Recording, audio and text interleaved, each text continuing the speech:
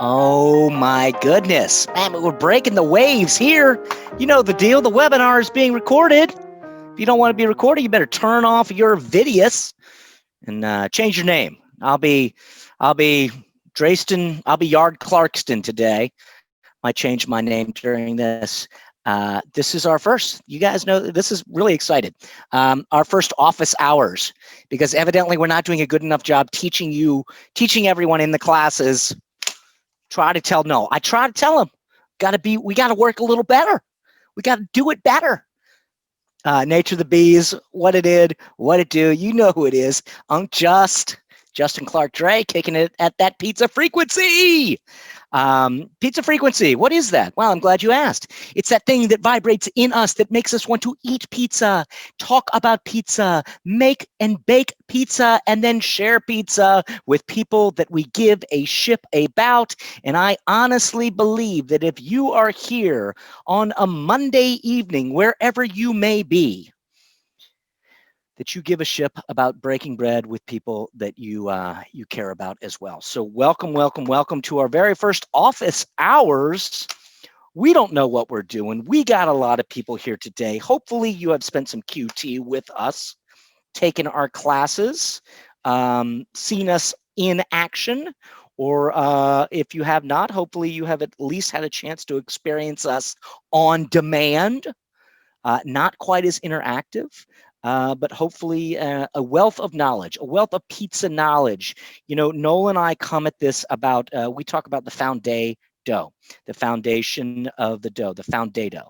And that means that we want to work, we want to nurture, we want to allow and enable the dough to do its thing.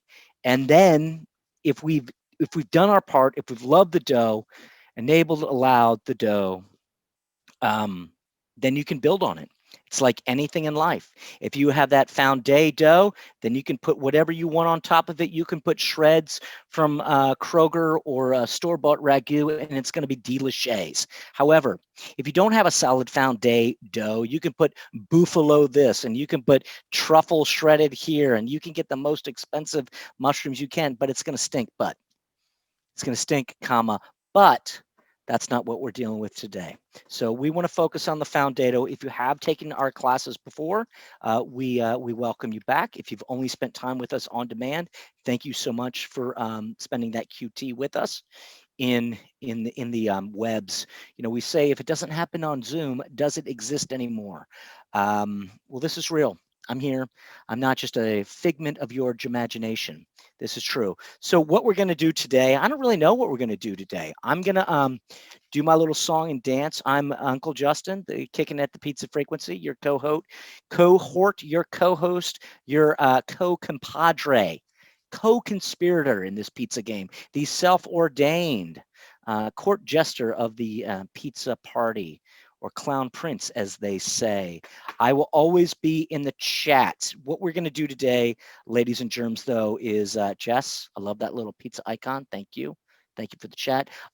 What we want to encourage everybody to do today, because we're not going to do the dance. If you spent time with us in the classes, what we usually do is we usually promote everybody to panelists. And I do have a wonderful song that I sing. But I'm not going to sing it now because we're not going to promote everybody to panelists. What I'm going to encourage you guys to do is if you do have questions, please tell us what classes you have spent with us, or if you've done the on-demand classes, and then ask us the question. And Noel and I are going to kind of wax phyllo dough. And I'm not talking puff pastry here, ladies and germs. I'm talking about the philosophy of dough. We're going to try our best to answer the questions.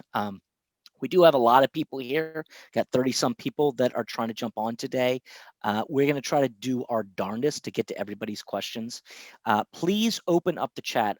I'm available on the chat, but I encourage you all, those who have taken classes with us, those who have taken the on-demand classes, chat amongst yourselves. Go on the chat, say, I'm so-and-so from so forth and whatnot. I took this class.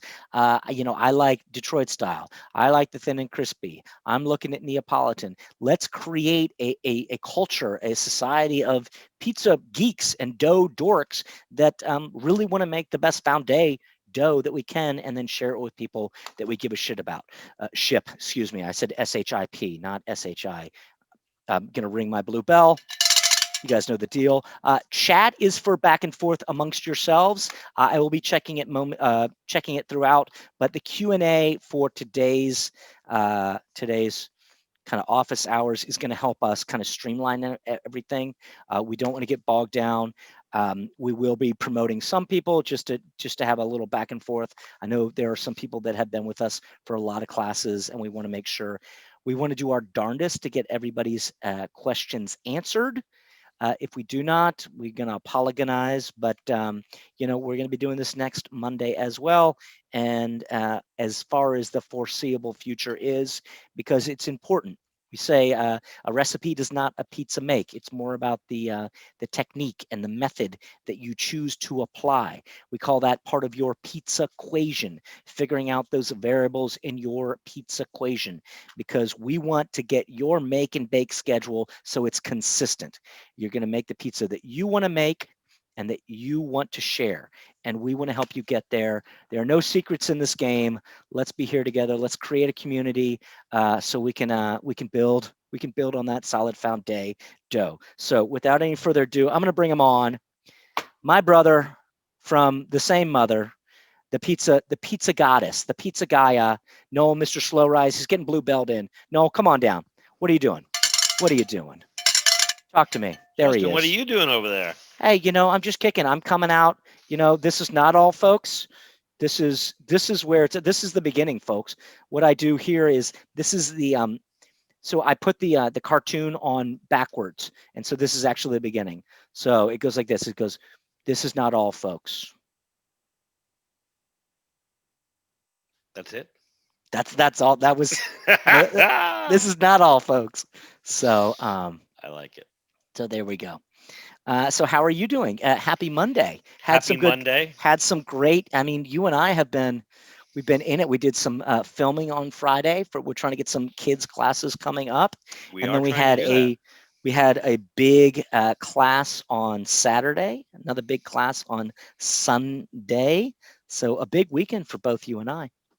That's right. I don't even know what a weekend is anymore because I work every weekend. It doesn't like every day is. I mean, I feel like we're living in this eternal Groundhog Day, but at least we have pizza pie. So I'm At least grateful we for have that. that. At least we So have that. So, Justin, today we were trying to get Adam Kuban's class up and running, and I think we finally did. yeah, there was something going on. Ladies and germs and ladies, cats and dogs, children of all ages. We've been doing Noel. Was it March? March. Noel Noel and I worked together for a while. Or I worked for Noel, basically washing dishes for a while. I'm an actor in Los Angeles, and things were slowing down. And I love pizza, and I basically told Noel that I was going to wash dishes for him so I could take free classes, which I did. And then we did that for about a year almost, and then the corona hit, and then Noel basically called me up and said, "Hey, the pizza expo this year is canceled. Let's do it on Zoom." And that was at the beginning of March. And boy, I tell you, Zoom has never been the same since. You know, it's funny, Justin. You were going to come out and be like, I don't even know. You were going to be a dishwasher, weren't you? Well, I mean, you thought I was gonna be a dishwasher, but mostly I was gonna win. I was gonna win a lot of money at the tables because I'm a shark. And people think that my zany antics, that like it's like the flashy little it's like the raccoon, like you remember, was it the where the red fern goes? The little raccoons go in and they grab the tinfoil and then they can't get out. And that's what I do. I'm like the little tinfoil the raccoons are trying to grab. You would have gotten in trouble in Vegas, I'm pretty sure. Vegas is good. I like Vegas, but I'm like a 2-day Vegas guy because I Yeah, do get I have a tendency to, yeah, when the drinks are flowing and the gabs are gabbing. I hear you. Yeah. So what are we doing today? Enough about us. Well, Justin, that's a good question. So this Monday night thing, this is the first one. My idea is that now that we have more and more people coming to the Zoom pizza classes and the on-demand classes, and we're getting a second generation of Zoom classes going again. I'm getting way too many emails, and they're great emails. I love my emails, but I can't answer all the questions. So I'm not good at emails, so I don't know. I can't say that. And we're not allowed to say the H word. Man, I don't H word them by any means, but I just get bogged down. they're I great. just feel like it's all just keeping you out of, Well, emails. And like, what I think is, like, remember on Seinfeld when Newman said, why people go postal is because the mail never stops. Well, now the friggin' email never stops. never So stops. everybody's Looney Tunes all the time. And that's what I'm talking about. This isn't all folks. This is the Looney Tunes. Are you kidding me? Yeah, look at this one. This one is an email, all questions. A little bit on the back too. One, two, Well, I three, gotta four, I gotta five, tell you six, something. seven, eight, Let me just let me 10, just 10 questions. all right. Says the guy that has two fridges in his kitchen. He's got the double-sided printer too, people. So I don't know. I saw that you could print on both sides, huh? Look, It's I come to don't that. know. I It's don't come to know. that. No. It's come to that. No, you know what? Frank had one of those at Surface, so I got jealous. They're not expensive. It's actually cheaper than Envious, color printing. envious. I keep telling you the difference. Jealousy and envy. Sorry. You like Frank. Come Can on. I answer a question, please? Yes, please. We've got 1,000 of them already. So, Good. all right, guys. So here's the So, thing. There's yeah. too many questions via email. And so I want to start answering a lot of these questions and allowing people, as you like to say, to come ask the questions. Plus, if I had to say, probably 2/3 of the questions I've answered before. So let's Okay. let's get them out there. Let's start recording these things. Let's build some community. Let's have some fun. Justin, let's start Yes. answering Yeah. some questions. All right. So ladies and germs and ladies, what we're going to do is if you have a question, we're going to start with the Q&A. I'm not going to be monitoring the chat as much tonight because I know that we do have a lot of people here and we want to get as many questions answered as possible. We'll both be in the chat a little bit. I'm here. We're there. We're everywhere. But we want to try to, we're gonna dork around a little bit, but let's try to get some questions. So first question up, Jessica is asking. Jessica, do ovens kill off COVID? I mean, I think that's a very appropriate question. If you're For burning, me, I'm supposed to answer that? so Will Grubbs, do the pandemic. I mean, if you put your dough in there, you're wearing gloves, if you don't wear gloves, I mean, will an oven kill it? Who knows? Does anybody know? Put in the chat. Noel, what are your thoughts? I have no idea. I Okay, mean, I would think that anything gets killed over, the boiling point, but I don't want to. No, don't ask me those questions. I'm not a scientist. that was the first question up, Jess. Hey, Hopefully, if anybody knows, I mean, I would think that yes, I would think over 212 degrees, everything would get killed off. But I don't know. This virus is dangerous. I Justin, let's make a COVID pizza and try it out on ourselves. How about that? no. Well, does it matter if it's a quick bake like a Neapolitan or if it's like a long bake like I don't know, like a Sicilian? I Throw think it back that at Jessica. Well, let's you, find out what she's cooking there. Isn't that Jess, what we always do? just let us know. You want to come back? What type of?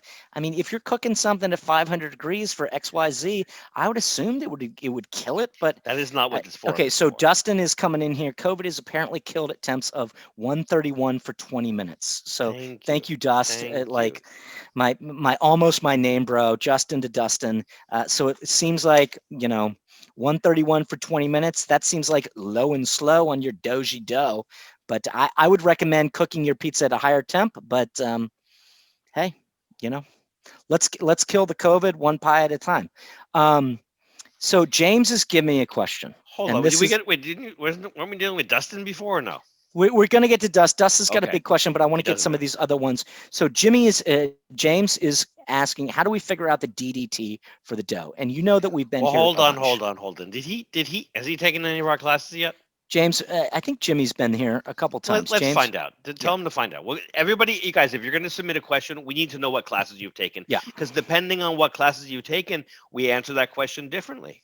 Isn't that true, Justin?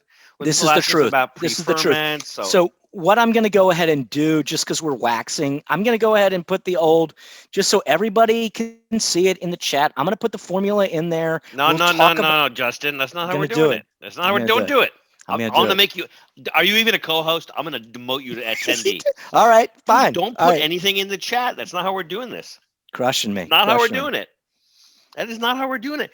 Here's the thing. If you haven't taken any classes yet, don't think you're going to come here and get a bunch of free information. All right. This is for people who have taken the classes. And if you want to be a fly on the wall or you want to ask questions about the classes, that's awesome. If you want to come here and ask a bunch of questions to get a bunch of free answers for 2 hours, that's not what we're doing here. Don't put anything in the chat. I'm going to put you in the chat, Justin. All right. Okay. I'll jump off. You want to handle this? No, I just don't want you to put free stuff in the chat. We still Not have free stuff. There are no secrets. There are no secrets. Well, hold All right, here we go. All right, moving on. All right, so enough about me and Noel. Here, Dustin, who has been there with us. Dust, I'm going to ask you to jump on in just a momo, but I'm going to read what your QT is. I've been taking the beginner, the intermediate, and advanced class. Yeah, of course you have. It's good to see you again. I've been making pizza for a while, and I'm primarily focused on sourdough, Neapolitan, Neapolitan. Has the brick oven. Yeah. I have two questions, and then I was hoping to ask. Okay. When converting my recipes from instant dry yeast to levain, which is, for people that don't know, is a starter, how do you convert the yeast percentages by 100 times and then remove the flour content for the recipe to compensate, or is it just the water? So good question. That's a great question. I'm promoting him to panelist. Let's see. All right, Dusty, come on. With him. Dust. Dustin. Hello. It's wonderful to see you again. You've taken classes with us. Let's have a conversation about this stuff. You spent 1,000 hours listen in. That's great for them. But if you're just like if you're Zoom bombing us and you want a bunch of free info, all right, this guy won't stop talking. Let's get to the answers here. We don't have a lot of time to waste. I guess my main question is like I understand that you remove the flour, the water, whatever it is, but I don't know why. And I was wondering, and in the class you sort of alluded that there was a more advanced, complicated reason, but you weren't going to get into it. And I was wondering if you could get into it. Let's get it. No, okay. This is a great question. So one of the things about the answers that I give, and I always say this, is that really depends on what class we're in, right? So like, for instance, in the beginner class, people will ask me questions about sourdough, and I'm like, it's not really appropriate for a beginner class. So I try to keep the answers pretty simple. And then if somebody asks me like an advanced question in the intermediate class, I have to decide like how to answer it. So let's go for like that. We get that question quite a bit. So in the beginner class, if somebody starts asking me about using sourdough, the first thing I got to figure out is what kind of flour they're using, right? Because one of the things that sourdough does, besides add flour and water to the mix, is that it kind of changes the equation. And over the course of many days, it will deplete the glutens. And what I mean by that is it makes dough more extensible. It makes it more relaxed. And so one of the things I notice in the beginner class is people come in there with all kinds of flour, right? They'll come in there with AP flour. They come in there with high gluten flour. So they start asking me about sourdough. I'm gonna give them an answer, but I'm not gonna tell them the entire answer. So you've taken the beginning class. And the intermediate class, and the advanced class. And the advanced. So which answer do you want? The advanced answer? I want advanced 2.0. All right, so let's do this. Yes. The answer to that question is, regardless of what kind of flour you're using, if you're using the appropriate flour for the recipe, and let's say we're doing remember the advanced class mix, we did a dough with I think 0.3% instant dry yeast. So if you wanted to put starter in there, you put 300 grams of starter. All right. Now, 300 grams of starter, assuming it's equal parts flour and water, you would pull out 100% hydration, 100%, 100% hydration. 100% hydration. Assuming it was 100% hydration, equal parts flour and water, you pull out 150 grams each of flour and water from what's in the formula. In order to keep your recipe consistent, because your baker's percentages, your flour needs to be at 100%, and your water needs to be at whatever percentage you're cooking it, your recipe is. Correct. So in the intermediate class, I don't remember which one, you said to remove only the flour. Yeah, but here's the thing that I noticed that happens. I say to somebody, what's the hydration of your starter? And you know what I sometimes get in the intermediate class? I don't know. Or they might know, but they don't know how to figure it out. But that's just coming back to that's the intermediate answer. Gotcha. For, but if you, and Dust, what we say all the time is, take those notes, keep it consistent. You have your recipe, that you have come, and it doesn't matter what flours or what your percentage hydration is. And then if you want to add your starter, you just make sure that those two are subtracted from your totals of both flour and water, so you're keeping it consistent. There you go. So Dustin, here's what I noticed. All right, until we get to the advanced class and we divide all our terms, people will use the word starter to mean a lot of things, right? I use it to mean a sourdough starter, and by sourdough starter, I usually mean levain, and levans are equal parts flour and water, 100% hydration. But a lot of people will call a biga a starter, right? And a biga traditionally is only 45% hydration, right? So if you're dealing with a formula that's got, let's say, 65% hydration, and you're adding a biga to it, but you're calling it a starter, then I wouldn't say necessarily add both back in, especially if you don't know what the hydration of your starter is. And so sometimes, and I know this because I'll answer these. I used to answer all the questions correctly in class, and then I get these crazy follow-up questions. Or we look at someone's dough in the middle of class and it's chicken soup, and we can't figure out why.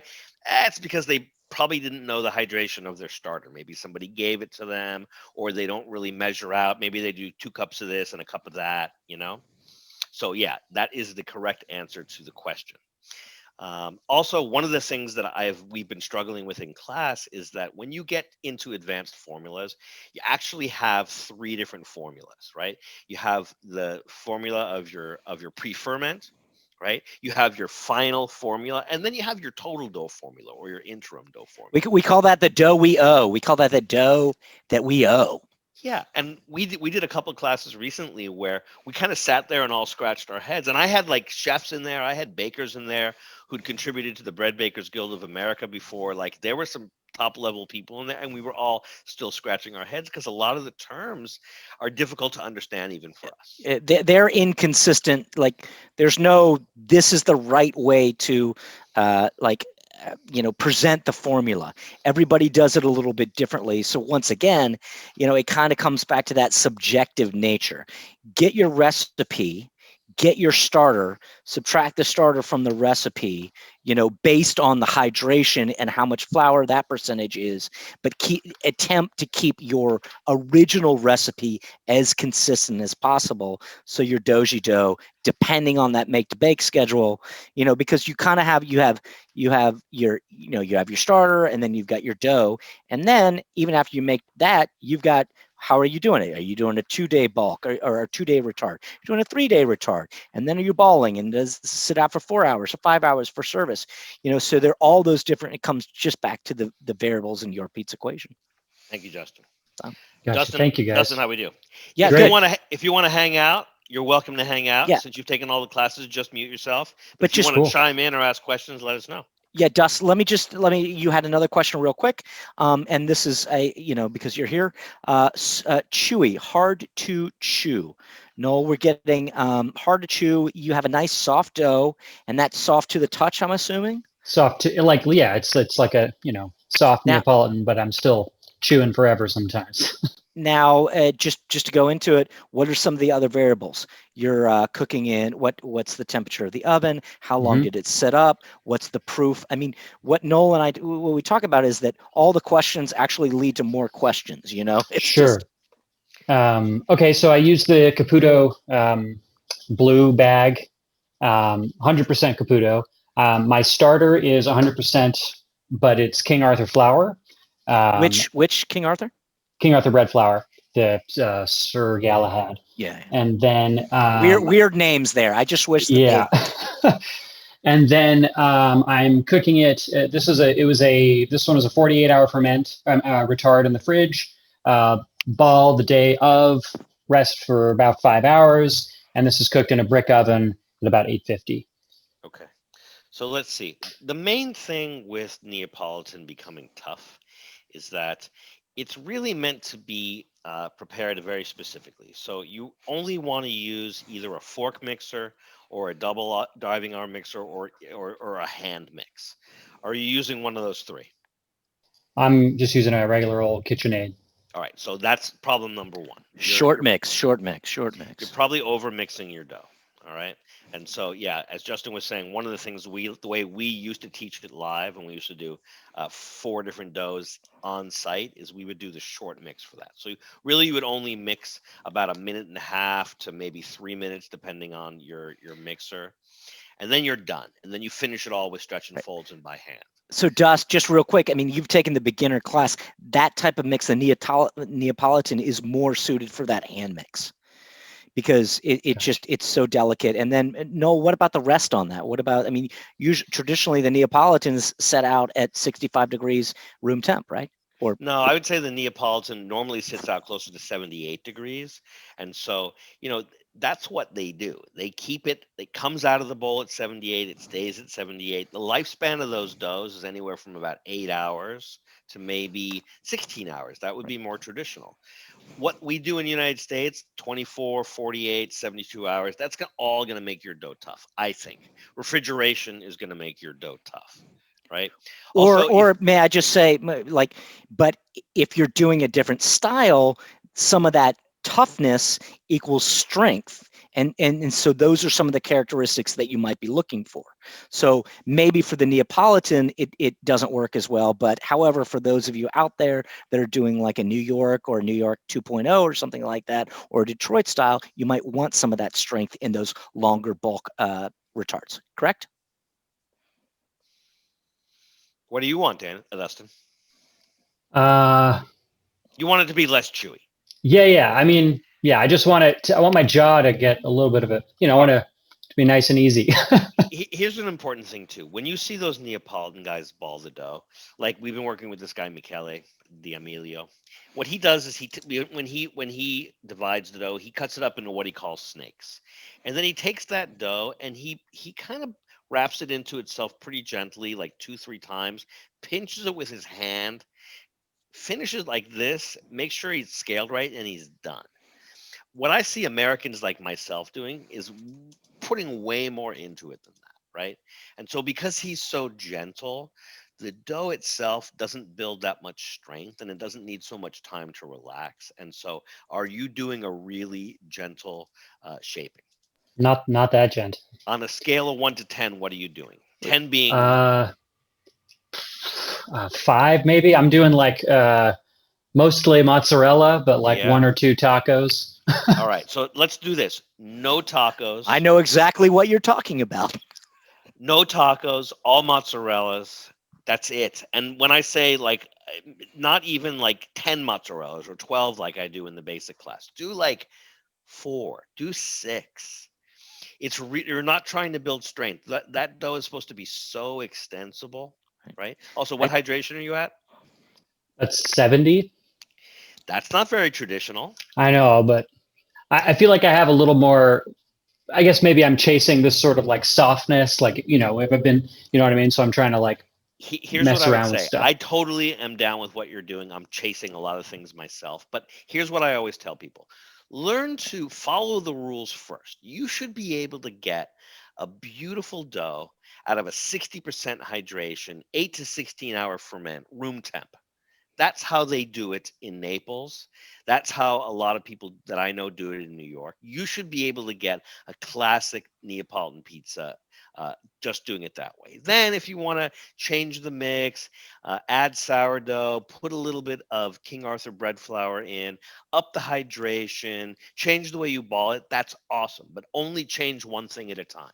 Because if you change more than 1 or 2 things, how are you going to know where that chewiness is? You can't keep track of it. I mean, that's the thing. Noel says, get it down, do the recipe, and do the technique, and then once you get that where it is, then start fiddling about. But if you're fiddling about at the same time while you're trying to get that technique down, you never know where to focus or what variable to kind of finesse if it were.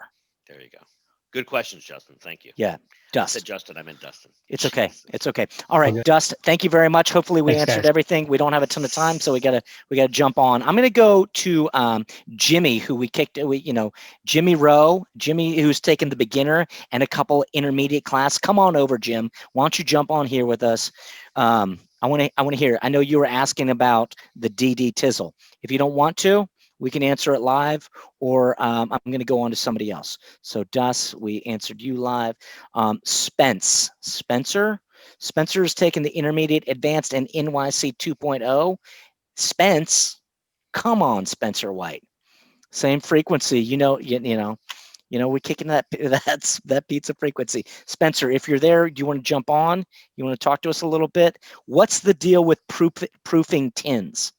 The aluminum proofing tins? Yeah. We're not huge fans of them. We think that they actually like leach into your doji dough. You want. Okay, Spence's mic is not working. Okay, no That's sweat. all right. So here's what we're gonna do. We're going to try to answer these. Okay, so I'm going to read the question. All right, so Spence is saying, what is the deal with proofing tins? Proofing tins, I'm assuming, are the New York City little aluminum tins that you see stacked up all the way. What's the deal with them? They're aluminum. I think that a lot of people love them because it's traditional New York style pizza.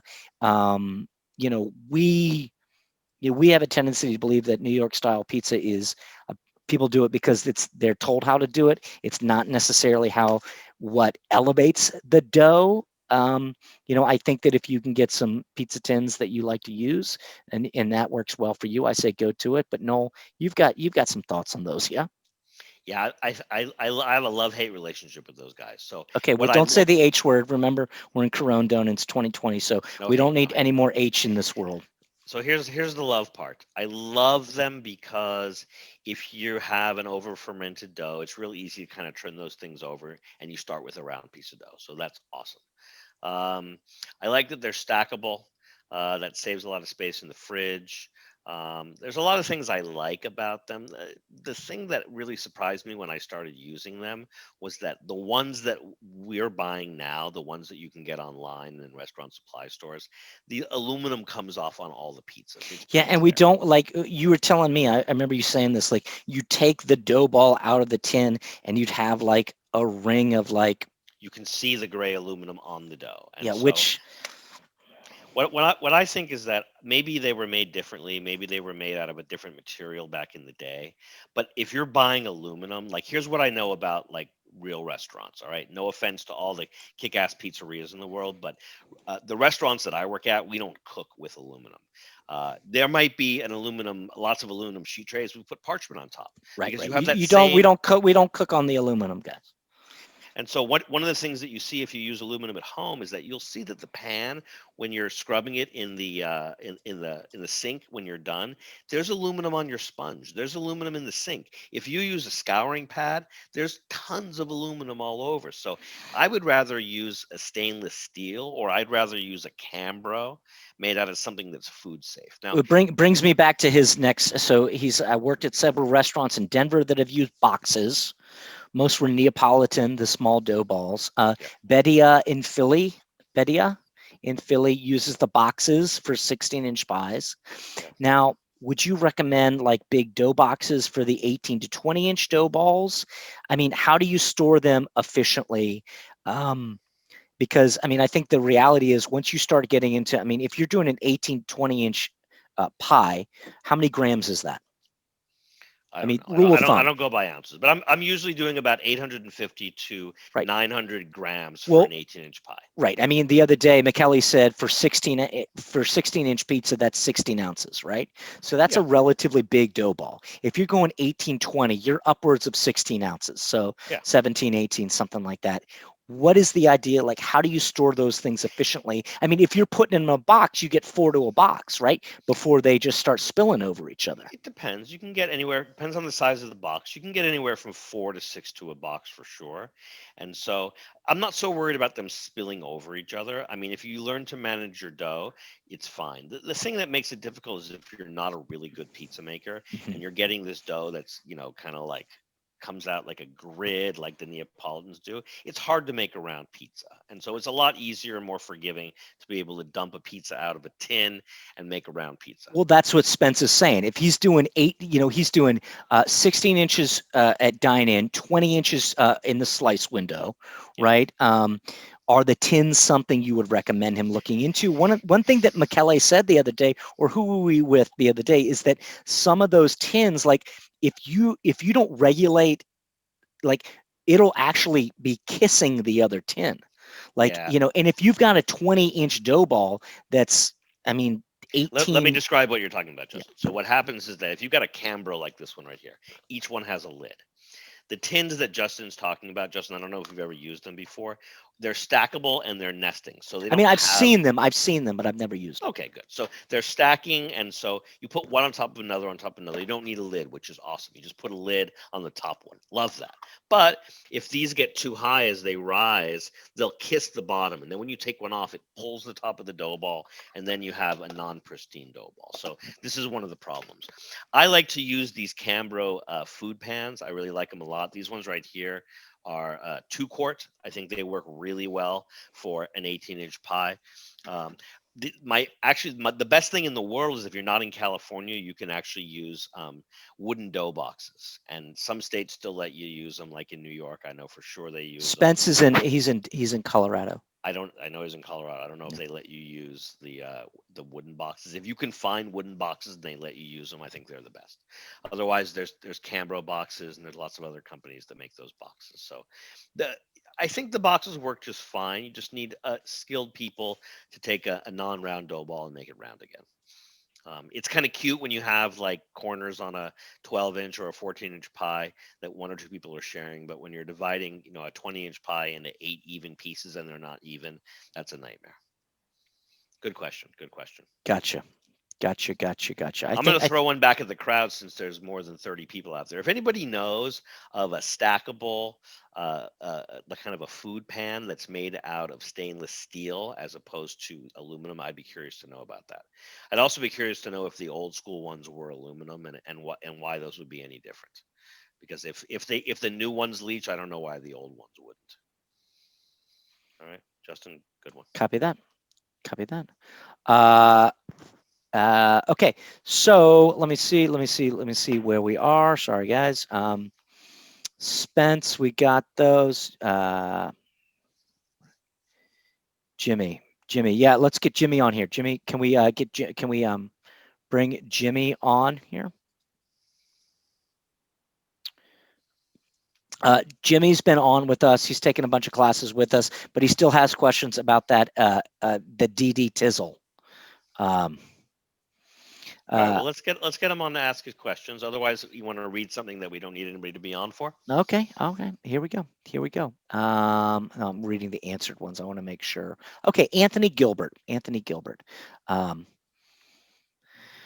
Oh yeah, David Jacobs is Dave. Our buddy Dave's on air. We need to drop our friend at Uni about a note about proofing containers. Maybe they could help us out there. So Dave, I know, right? we're gonna reach out to those. So Anthony Gilbert, hey, Just and Noel, that's us. Thank you. Took the beginner and intermediate on demand and the New York style 2.0 last Tuesday. Good times. I had a question. What are the signs of under mixed dough? What are the signs of under mixing dough in the old mixer? Michele really mixed his dough intensely in class, way more aggressively than in the intermediate version 1. So I'm going to say maybe it's because of the hydrato. Tuesday night dough got the same look and feel of his, but the results when baked were okay, but never got a cornicione and almost turned out like a thin crust. Okay. Also, I've had issues with the Neo New York recipe from class and the DSP Detroit style with my mixer. All hand mixes of the same recipe have turned out phenomenal. Hand mixes of all those with the higher hydration. Is there too cold a temperature for the desired dough temperature, ladies and germs? That is the DDT that we talk about. That is the desired dough temperature, and everybody should know that that's the temperature you want to take your dough out when it's done mixing. If the dough starts under 72, would this ever be a disadvantage? Let's talk. I mean, under 72. I mean, what's your make to bake, right? I mean, that's what I got to ask. When are you baking it, right? Under 72, 69, maybe 70, not that much, right? I mean, you can do 70. You just have a longer fermentation. You just have a longer retard. No? Let's go to the beginning. There was a lot of questions there. Let's start at the beginning. Justin. What are the signs of under mixing dough in the mixer? Do we want to bring Anthony on?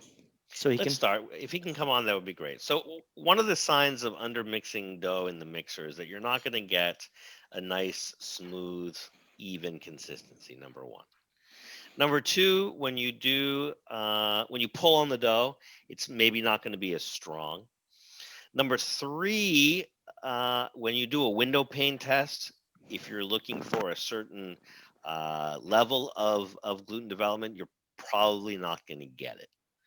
So those would be the three things that would tell me that your dough is underdeveloped in the mixer. You can usually see it in the mixer. You can usually feel it by pulling on it, and then if you want to pinch a piece of dough out and do a window pane test and hold it up to the light, those would be the three ways that I could tell right Yeah, there. one of the things that was very interesting. Who were we working with the other day? That they didn't mix by time; they just mixed it till it was the right temperature. They stopped mixing when they stuck it in, and it was their DD. Was that That sounds like Stefano. was it Stefano, or was it when we were? Who's our Long Island friend? Oh, yeah, that could have been Attilio too. Attilio, yeah. So Attilio was mixing. I mean, he was using a pre-ferment, but he was mixing, and he wasn't mixing by time. He was looking at it, and then he would stick it. And if it wasn't to his desired dough temperature, he would mix for another minute or two. So it's one of those things. I mean, like Noel and I say it all the time. We're not size queens. We're time and temp queens. So one of So those yeah, things. so it also depends on the hydration of your dough. If like in the beginner and the intermediate class, we're at about 65% hydration, and we're using pretty strong flour.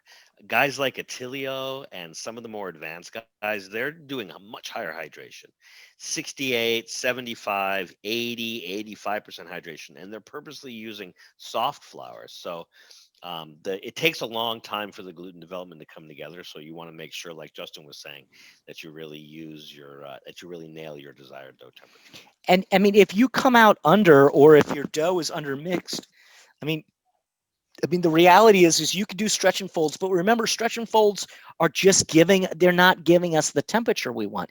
Remember, we got to get these little dudes burping and farting. And if they're under, it's not going to be ready on your make to bake schedule. So you want to get them right up to that level and then pull them back. And that, depending on the season, might be a few degrees here, might be a few degrees there, comes back to our sliding scale. One size does not necessarily fit all. No? Yep, I agree. Okay. All right. So that's some of the signs. Okay. So some of the signs of undermixing the dough. The dough tears. It looks like, it's not really coming together. Um, just a few of the other signs. Remember, listen to your dough. Look at it. The dough is talking to you, right? If you don't hear it slapping around, when we're doing the higher hydrations, it's not ready. All right. So Do we answer all of his questions? no, Tuesday's dough got the same look and feel of his, but the results baked were okay. But the cornichone almost turned out like a thin crust. Yeah, so one of the things you need to do with Michele's style is that's a pretty high hydration dough. And also that one has the pouliche. So the idea is that, with the pre-ferment, with the starter, that could be throwing is there a way that would inhibit the cornichone blowing up? Yeah, but I wouldn't concentrate on that. What I would concentrate on is that it's a high hydration dough, and you need to fully develop the dough compared to a 65 or a 60% hydration dough, which would be more traditional for Neapolitan or New York. So you can do it by hand mixing. People do it all the time in small batches. But if you have a high hydration dough and it's underdeveloped, you're in trouble. If you have a regular dough that's 60 or 65 and it's underdeveloped, like Justin was saying, you can finish it with stretch and folds. But that puffy cornichone, you are not going to get, Right. generally speaking. And you might need an extra day in the cold retard, right? Yeah, and it might not even work. Yeah. I mean, if you're mixing your dough to 65 degrees and you want to make it the next day, you're out of luck. I'm sorry, if you're mixing your dough to 65 degrees and you want to make it the next day, yeah, you probably wouldn't want to mix to 65 degrees. Right. It's a little bit low. Yeah. So, and I mean, here's what I would say: play around with it. I mean, no, we were talking about this. Neapolitans traditionally mixed to about 78 degrees, but they want to use it tomorrow. So trying to find that, what works for you in that pizza equation. So also had issues with the Neo New York style from class and a Detroit style with the mixer. What kind of issues? I don't know, Anthony. I can't get Anthony on. He's not here. All right, all right. Well, Um, if he wants to come back later, we can answer okay. those questions. All right. So Spence, did I not answer? Let me just double check. Justin, let's try to do one. If somebody has a lot of questions, just throw me one at a time. Because Okay. by the time you get to the end, I forgot the first one. Okay, I did answer that. Okay, Paula. Thank you, Paula. So trying a new flour for my pizza dough.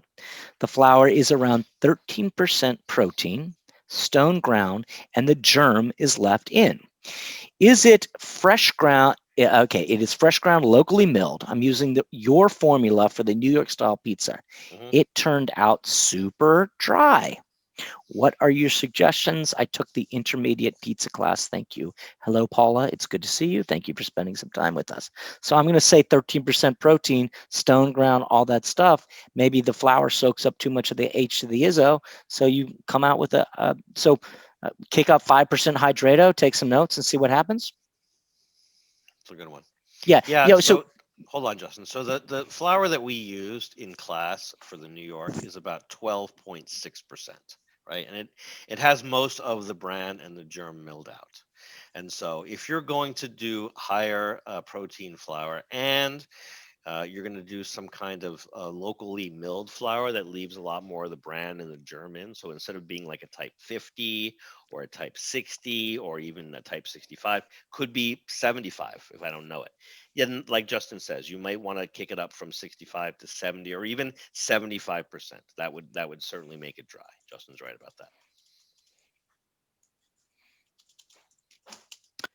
yeah, and I think that's, we say the recipe is the recipe, and don't, but like if you start having different types of flour and different types of stuff, and your dough comes out, too dry, don't be afraid. But take the notes. If you add 5% hydrato, you go from 65 to 70. Take the notes. Go from 65 to 72.5, and just take the notes and see, because I mean, every pizza, once again, is subjective. So if you like it at 72.5%, that's how you are finding your pizza equation, your recipe that you want to continue to make, and you figure out, your consistent thread on the pizza jam.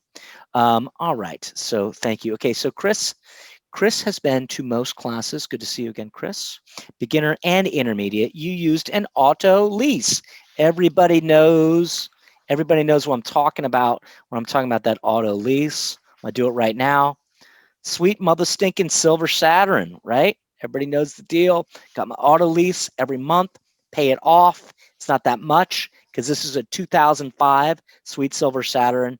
It's manual everything. Paid off with my credit union. So yeah, Chris, we use that auto lease. What's the No. question, Justin? So I use the auto lease. In Michele's class, we did not. Now, is that Michele 1.0 or 2.0? Okay, I guess it's the 2.0. Is there a specific reason in the 2.0 class with Michele? The Yeah, one, so basically, when we use an auto lease, it's because we're using a French technique, right? And it's a French technique, as I say, in pretty much every class that we're trying to use. But Michele is from Italy. Michele is from Naples, and so I know bakers in the north that use an auto lease. I don't know any bakers in the south that do. Doesn't mean they don't do it, just not traditional. And so one of the things that we're trying to accomplish with the 2.0 versions of these classes is we're trying to bring in other people like Italians, right, who don't have experience in French bakeries making baguettes. In fact, Michele left the class early because he didn't even care to listen about my recipe. And I still have my recipes open. Here's my baguette recipe with pouliche that I was talking to people about. I brought out 3 different baguette recipes because one of the things that I think is so interesting about all these recipes is that a lot of the times the New Yorkers and the Italians and the French, if you do the math, the baker's math, their recipes are very similar. But if you ask a French guy about a Neapolitan pizza, right, that's made with, let's say, pouliche, right? Or you ask an Italian guy about a baguette that's made with pouliche, he'll be like, I don't know anything about it. But again, when you look at the math, they're almost identical. I mean, that's what we come back. We always say a recipe does not a pizza pie make, ladies and germs. It's more about the technique and the application of the technique and the processes, the process that you choose to get there, and the variables that you have at your equation. So that, I mean, that's very interesting. Recipes are super similar. The process is super different, right? So, guys, one of the things that I try to teach you is that when somebody gives you a recipe, I want you to learn to interpret it. And you learn to interpret it using different tools. And so, one of the things we understand about auto lease from the beginning is that most people actually who use it don't understand what it is or why to use it. And so I try to teach people some of the reasons that I use it and some of the ways that I use it and some of the ways you can use it to kind of hack your own recipes, right? And so just the basics is that when you use an auto lease, you cut down on the mixing time, right? And so Michele probably understands that, but it's not something he's used to doing, right? They mix Neapolitan dough for 18 to 20 minutes, right? He's mixing this Neapolitan 2.0 dough for 15 to 20 minutes. That's what they do. They don't do an auto lease, and so it's just not traditional. Just for anybody, I'm going to put it, King Arthur has a pretty vast blog about Autolease, and just I'm going to go ahead and put that in the chat. I mean, I joke about it with the Sweet Silver Saturn, although probably shouldn't joke about the Sweet Silver Saturn because it's, you know, pretty legit. But like, Noel, can you just tell me just what are some of the reasons, just real quick off the top of your head, why would you want to do an Autolease? I mean, obviously one is to cut down on mixing time. So if you don't have enough time to mix, you're not going to over mix your dough, and you're not going to reach that temperature where the yeast is burping and farting too much and ready to party, right? So you shorten that, but are you gaining strength? Are you just allowing, like what we say, the incorporation phase to happen before the fermentation phase? Can you just Yes, all those things that you just asked are true. All of that stuff is true. So we gain a little strength. We allow the flour to incorporate all the molecules of the flour to incorporate with the. I don't know anything about molecules, Justin. I don't know if you know anything But about like, I mean, molecules. we put our oil and our water in there, and we want the flour to soak up all the oil and water, right? No oil. Well, we put oil. No, you're right. You're right. Wait, yeah, we usually do. But we're breaking the rules there. Okay, Let's so not talk ladies about and oil germs, yeah. okay, so traditionally an autolyse is water and flour, and you want all your flour to drink up the water. These guys, the little flour's getting drunk on the There you water. go, Justin. There you go. Don't be talking about molecules. You don't know anything. I don't know anything about molecules, neither do you. This is molecular. Kidding You don't know me? Look at anything. these Don't talk about pepperonis. molecules. So, Justin, everybody knows how smart you are. You don't have to convince anybody all by right, using $2 words. handsome fella like myself. I put the Autolease King Arthur link in there because Good. it is pretty interesting. They did Autolease for this time, and this time, and it is a, what do you say? It's a powerful tool, not unlike the stretch and folds, where we're using these ancient, like if you spent some QT with us in the intermediate class, the initial intermediate class, we went over the artisan baking techniques, right?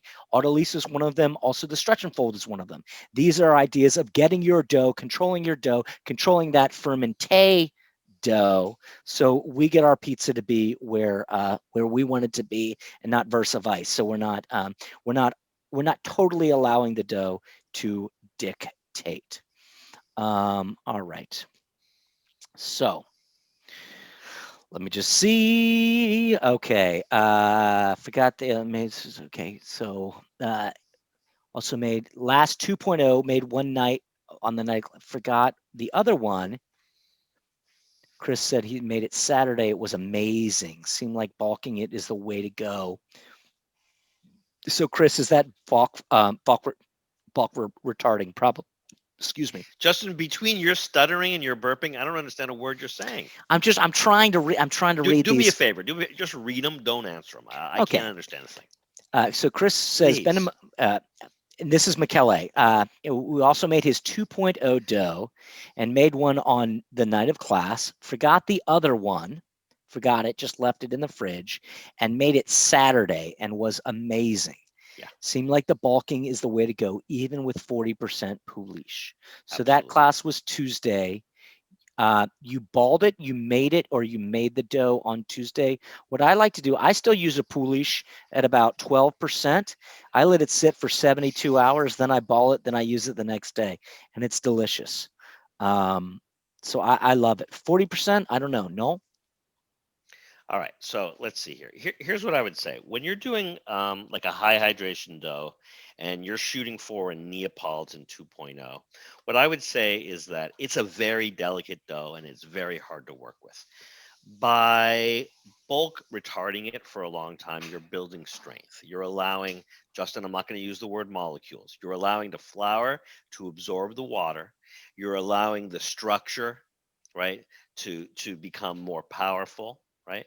And so when you do finally divide it, you can probably get a really beautiful dough. It might be a little chewy compared to the tender Neapolitan we're used to, but you're going to get a big puffy cornicione and you're going to get some really nice structure. So I think it's actually great. Um, it is a little dangerous, as Justin might have mentioned, to have 40% pouliche in a dough that ferments for so long. Probably you're going to get off flavors. It's absolutely unnecessary. But Justin, what did you say? You use like about 12% pouliche? I do about, I mean, I cheat. I do a 12, 11% pouliche for about a 4 hour, 90-degree. Like I use 90-degree water. I do a 4 hour at about 80 degrees Yeah. rise, and it Why do comes you say out. you cheat? Well, that's just the technique because when I tried to talk to McKelly about it, he was like, 4 hours, I don't know, like Oh is yeah, yeah, yeah, yeah, yeah. are you really getting it? But then I'm doing a 3-day retard, and then I eat pizza for a week, and you guys know what I'm talking about. Everybody Justin, that's I have no idea what you're talking about. I don't see why you say you cheat. No, I mean, I just cheat on my pre-ferments. I'm doing a 4 hour pre-ferment using, so once again, it comes back to that sliding scale. I'm using warmer water and basically a proofing box to get me where I want to be within the window to apply it to my doji dough versus lower amount of H to the ISO temperature and a longer proof on that pre-ferment. So, and I know, but the longer pre-ferment, I'm sorry, the longer proof on your pre-ferment might get some of those sourdough flavors that people don't necessarily appreciate. So, I'm just doing the dance. All right, so here's what I would say. The French have a range for pouliches, anywhere from 4 hours to maybe, let's say, 18 hours. That would be the norm. Michele is very strict the way he looks at pouliche. It's Mhm. got to be 60 to 65 degrees, 16 to 18 hours. That's it. He doesn't want to know about 24 hours. He doesn't want to know about 4 or 8 or anything else. That's just the way he does it. So, Justin, I actually don't think that you're breaking any specific rules exactly. Yeah, I think that you're using very advanced techniques. And what I try to tell people to do is that if you're going to go 2, 3 days on a dough, you don't need pouliche. Period. You don't need it. It's repetitive. It's unnecessary. If you want to put some sourdough in there, absolutely, just be real careful. Remember that dough, that chocolate dough that I did the other day? It had been fermenting for over a week, and I shaped it in class. Well, I baked it off after class. Had a decent amount of sourdough in there. Off. Very like Interesting. San Francisco Well, sourdough. I mean, that's what I talk about. I mean, like, so, I mean, I joke about it, but like my metaphor of like drinking and playing pool. Like you have 2, 3, 4 beers, you get better and better at playing pool, but you get to 7 or 8 beers, you really fall off. And what I think is that the dough gets funkier and funkier, but you lose the life of the dough. And that's my thing. Because I make 10 or 11 doughs and I have them for a week and they always change the characteristics and stuff like that. And what I think is as the flavor gets funkier and funkier, I lose the life in the dough. So what I say about that is there's not as much air, because all that they burped and farted all of those sugars. So anyway, enough about me. Enough about my handsome, Next handsome question, doge. Justin. All right, here we go. So here we go. Stefan. How much? Okay, so Steph has been here. I think he was here on our class the other day.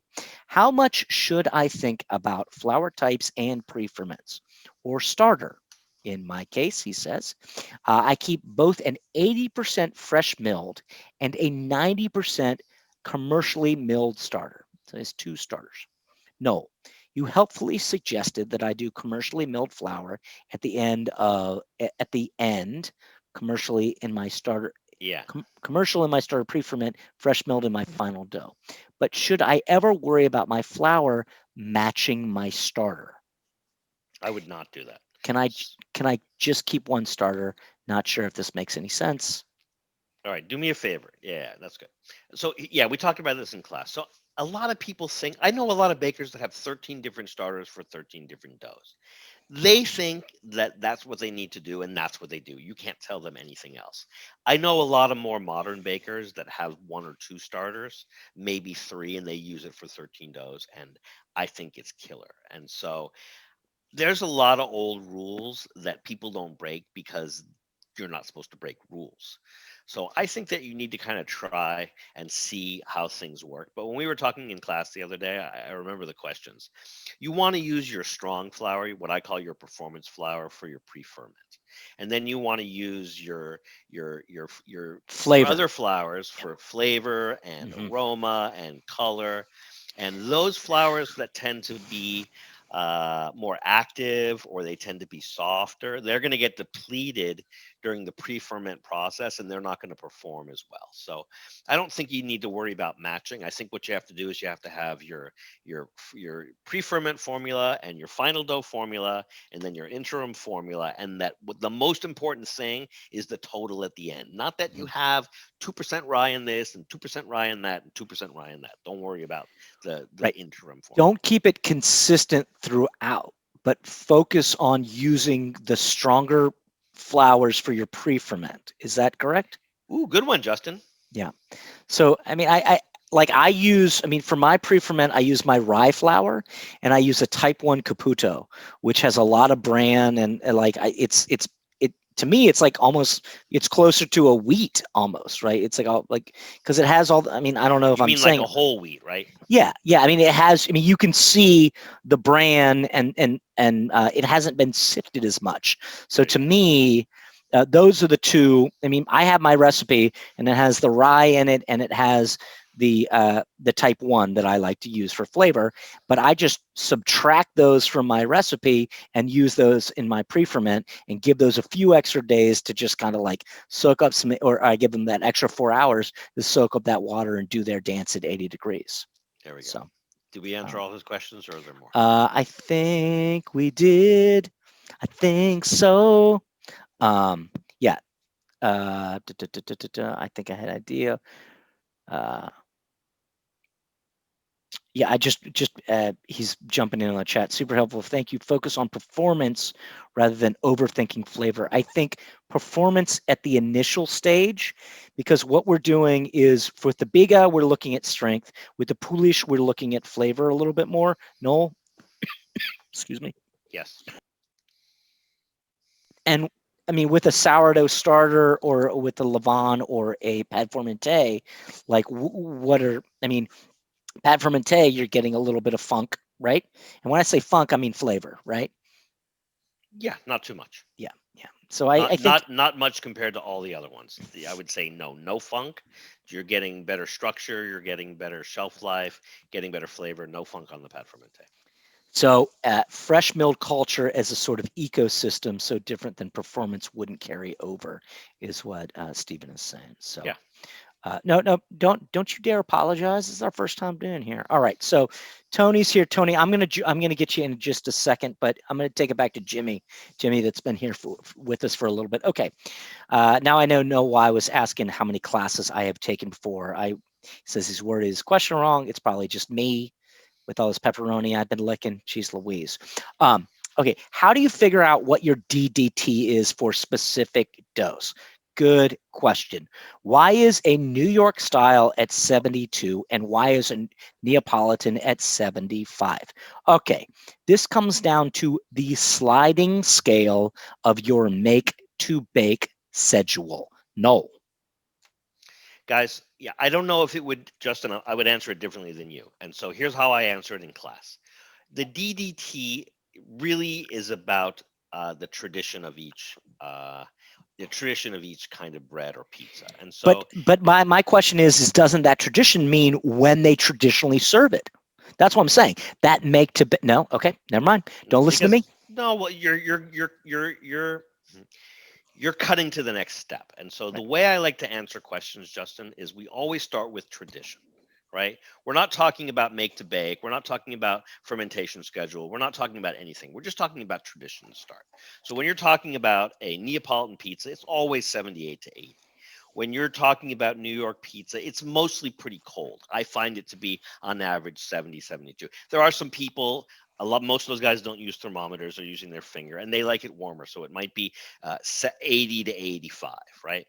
And so when Justin and I used to do our classes in person on site, we would do 4 different doughs. And so the Neapolitan was always a DDT of 78 because that's the tradition. And the New York was always a DDT of 72. Now, the third style, which was the Roman style, that comes out of a bakery tradition, and they always use thermometers, right? So we were shooting for 74, right? Maybe if it was cold, it was 76. Maybe if it was really warm, 74, 73. But we always start with tradition. And then after we establish what the traditions are, then Justin, I would go to what you were saying and talk about the make to bake schedule and the fermentation schedule and how long is that dough going to be around and at what temperature after it's mixed. But Justin, we got to start with tradition first because that's how we teach. Make That's to how. bake, you're an intermediate baker and you're all over the place, but you can do that. You got to start with tradition. You're darn right. Noel likes to start with tradition. I'm all about that make to bake. When do you want to eat it? Let's work backwards. Let's figure it out. When Justin, do I want you to can serve work it? backward. You've been doing this for 2 years. I want people to work. Look, you gotta roller skate forward before you can roller skate backward, What are you right? talking about? You You how mean about this? You you? gotta walk before you can moonwalk, No, no, motherfucker. no, no, no. You, Yeah, me, and Steely Dan. We'll dude. skate a little lower now, dude. Justin, just Just because you can moonwalk, all right, motherfucker. This guy. I'm all gonna right, mute all you in a right. second, Mister Hey, it's Make to all Bake. the make to bake. Work. When do you want to eat it? When's it gonna be prime? Work backwards, Justin, I when to cannot stick. wait for you to do your kids class. All right. I'm Oh going to man. answer all these questions. I'm going to give them these ass backward answers. See how you do it, Mr. Michael Jackson. All right, MJ. Let's not go there. I mean, because I'm in Zoom. We are spending a lot of time with the man in the mirror. So we'll all. I'm asking him to. I love those tie-ins, Justin. You're so good at that. That's like the main reason I keep you around. Always bring it That was back. my Always. You're hands. so Okay. good like that. So Anthony, Tony, we're going to bring you on in just a second. All right. I know you've got a lot going on here. So, Can all I get right. a blue bell every time you bring up make to bake? Oh my gosh, right? I'm getting my own bell. No, right. Yeah, I've got one for you. I'm going to drop it down. I got a blue bell here. It just doesn't have any. You have to get your own stickers. I'll get my own You have to stickers. get your own stickers. Okay. So Michael was with us yesterday, and she What had. was Okay. for those of us who weren't? What was yesterday, Justin? So yesterday we spent class number 2 with Kelly Bone, vegan pie. What did we do yesterday? Oh, the almondines. Tis the season. What was it? Almond ready for vegan pie. We did 3 different separate recipes. A lot of people think vegan pie is just a goulash on top of pizza doji dough, but we proved them incorrect not once but twice now with the help of your friend and mine, Kelly Bone, Very good. international food blogger and pizza aficionado, Kelly Bone. Thank you, Kelly. Great class yesterday. So Michael was there with us. Dough from yesterday's class that you made by hand, if I Yeah. remember correctly, a half batch, mixed it, very Who could strong. forget? Who could Yeah, forget? yeah, super strong. Maybe at the time we didn't say, we said ixnay on stretch and folds. Currently sitting in the fridge and has increased at least 2 times in size. I remember we Right. were a little concerned about that because you had an average size bowl, if Yeah. you know what I mean. I forgot to take the dough out this morning to make pizza tonight. Can you use it tomorrow instead? Yes, you can. So should I deflate the dough? We do not. Okay, Michael, do not punch down your dough. I know that you like to person handle your doji dough. We saw you mixed ayer. Do not punch down the dough. All right. Now hold on, Justin. Hold on. Now Okay, let me just I finish know the what you're question. saying. Oh, no, Let no, me no, no, finish the. no, no. Okay. Don't. You're losing me. So here's the thing. If you let's ask one question at a time. We answer it, and then we'll ask the next question. Okay. So here's the thing about punching down dough. All right, Justin and I, mommy and daddy are going to argue, kids. Sorry about that. So here's the thing. When we're doing stretch and folds, we don't punch down dough. About that, we agree, right, Justin? That's just true. I don't think you should punch anything. Not Hold your on. dog, not your Hold on. thing, not your thing, not the dog.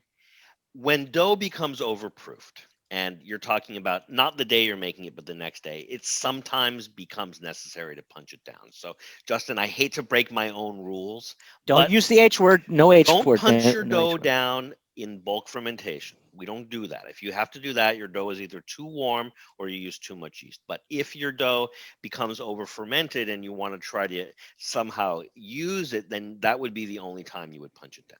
So mommy and daddy are going to disagree. Daddy's going to overrule mommy, and then we'll fight about it later when you guys aren't here. So you're saying that there are certain times, even though you're going, Absolutely. so Absolutely. That you would would be punch one it of the down. few times where it's okay to punch your dough. So Mike's saying, can I use it tomorrow? If so, should I deflate the dough when it is cold to cut and form the balls, Yeah, you and could then do that. let the individual dough balls sit at room temperature before forming my pizza tomorrow evening? Before forming, yeah, that sounds good. That sounds good. So, Mike, for people who weren't there, Michael and Danny, they went crazy on the dough, right? They were Big, doing a strong hand mix. people. They were doing a hand mix while we were doing a. If Yeah, anybody spent some QT with us, they were doing a hand mix while we were doing the machine mix for the quote unquote intermediate New York style dough. correct. And so Michael, unbeknownst to me, was mixing and mixing and mixing and mixing and mixing. And she might have overmixed her dough. And so one of the reasons that the dough probably got so big is that it was so strong. And so what I try to teach people in our classes is to undermix. I'm a chronic undermixer, right? And Underperformer, under mixer. It's all just a those story all of your those life. things. You got me. Story of my life, Justin. And so she broke a rule. And I always say it's almost impossible to overmix a dough by hand. And I was wrong. It turns out that some of the people in that class are capable of overmixing by hand. Hey, stop that, Justin. Here's little Noel. Here's little That Noel. 13-year-old boy at Temple Judea and Tarzana, incapable of Looking overmixing dough. good. There's Stop no it, way you're Justin. gonna undermix the dough. All right. Good one, Sorry. Justin. You got So, me. Mike, so this is what I would say is that your dough is going to be beautiful tomorrow. What I like to do is I would just let it sit in the old refrigerator. You can ball it. You can take it out, ball it tonight, stick it back in the refrigerator, and then take it out. Tomorrow, 4 hours before you want to bake it. I wouldn't like allow the process of balling the dough to be your punch down. That's what I would do. I wouldn't punch it down. I would take it out, ball it now, separate it. Remember these guys? Remember these? This is where I got my pad CU in it. Put it in that. Put it in the old, you know, first what street? This First Street. Put it in the sour cream container. Put a little dough ball in there. So that's what I would do. Good. All right, here we go. All right, Tony, we're going to get to you. Got it, Mike. Our pleasure. John. Okay, so here we go. John is asking, and I guess that okay, if you have a sourdough starter or you have a pouliche, it's actually pretty easy. And John is asking a question here. He's like, if you have the pouliche, how do you adjust the other percentages of the ingredients? You don't. Hold on. What classes is he taking? John, what classes have you taken? Hit me up. Um, Hit me up. Hit me up. Let me Depending on just how come he back. answers that question, we'll figure out how to answer that question. So, David, our friend, your friend of mine, Dave Jacobs, is Mhm. saying he has been doing the 1 hour auto lease, and Great. that's Sweet Silver Saturn, on all recipes. But Mhm. he's been mostly doing Attilio's mix, and Attilio's mix had a pre-ferment, a sourdough, basically a sourdough starter, Mhm. right? Yeah. Mhm. It definitely helps with the gluten development. A 1 hour auto lease helps with the gluten development. And then he adds the oil afterwards, though. A lot of people, and this is a question that I have for you because, um, it seems like the Italians versus what we do usually is we add the water and the sugar and the olive oil and the flour, and we incorporate that. And then we let an autolyse happen 10, 20, 30, whatever you got. And then we add the yeast, right? But a lot of the Italian, they like to add the oil later. Can you talk about that for just one moment, what that technique is? Because David, who's spent a lot of QT with us, has been adding his oil afterwards. Great. So here's what I tell people pretty much all the way through every single class. Once you get really good at baking, once you get to the point where you want to follow all the rules, then you always put the oil in last. But for the beginners, I don't want to mess with it. Throw it all in at the beginning, except for the yeast and the salt. With the intermediate class, when you're using like a KitchenAid mixer, it's dangerous to put the oil in later, because if you don't do it slowly enough, it's going to disengage from the dough hook and you're going to have problems mixing. So for the beginner and intermediate, especially in a New York recipe where you have like 2 or 3% oil and maybe a little bit of sugar, 2-3%, you can throw it all in at the beginning. But traditionally, you don't put the oil in until the end, because you want no molecules, Justin. You want the flour and the water. You want the flour to absorb the water. You want the gluten development to begin very naturally, right? And then you add the yeast, add the salt. As David was saying, he's using a pre-ferment, so that goes in first. No yeast, add the salt, and then develop the gluten in second speed. So yeah, you One definitely. of the, And go ahead, Justin. yeah, I was just going to say, one of the things that I like to do, besides showing me as a little kid, getting my Masters of the Universe thing here. One of the things I like to do is when we do the short mix or the improved mix, I do like to add the oil. But if we're going into that hyper mix, I do have a tendency to add the oil a little later, because we are mixing for 18 minutes or something like that. So it's just one of those things. Like if you're doing a shorter mix, I feel like the oil has a tendency to disengage and then I don't have full incorporado. But if I'm doing one of the longer mixes, I like to use Attilio's method or Michele's method, add everything, and then slowly add the oil later as I'm ramping up, because I'm doing like 8 minutes at speed 8. All right. Thoughts? That's your personal preference. I would not recommend it, but that's your personal preference, Justin. You're a man with a plan. I mean, look at me with my Masters of the Universe thing there. You got Noel, and then you got me as kiddos. This is turning out to be pretty. So it's memory Justin, lane. if you show a home movie, I'm going to kill you. Oh man, I wish I had some of yours. I'm not giving you any. I bet Next, you, I bet you got some good ones. All no, I right, so don't. all right, here we go. Here we go. Uh, dust. No way. No way am I going to change. I'm just going to sit here in my chamber. All right. So John, we're still waiting. Okay, none. Okay, hey, John, you don't have to apologize. John has not been with us at all. It's totally gravy dog. Just don't let Noel bully you. Jeez Mhm. Louise. He's. But let's see. Let's see. So when you use the pouliche, how do you adjust the other percentages of the ingredients? You don't keep your pre-ferment recipe. Your pre-ferment recipe is just flour and water basically, and yeast, and then the only thing that you have to work on the other part of your recipe is you just subtract your flour and water from that, because it's 100% hydration. That means it's equal parts flour and water.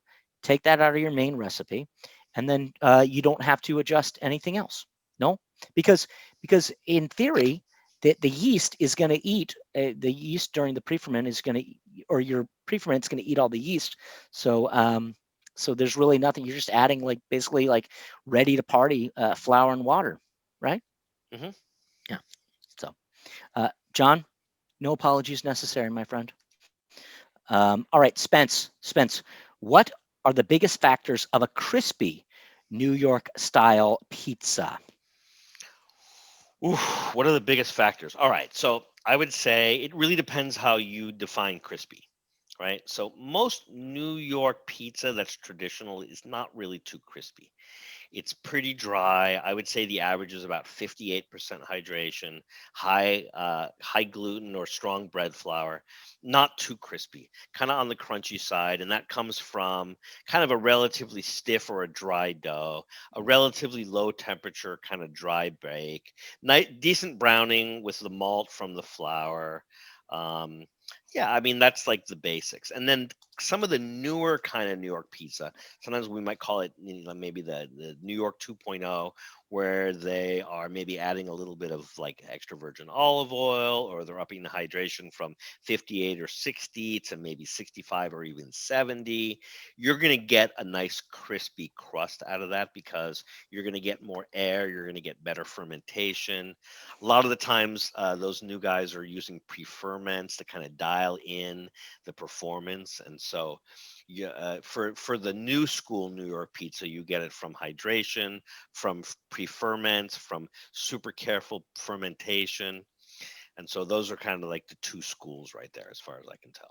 And Noel, can I just jump in? So, just we're talking about New York style pizza. I mean, there are a bunch of different ovens. Like, I mean, like traditionally for me, if I think of New York style, like I want to have a coal-fired pizza.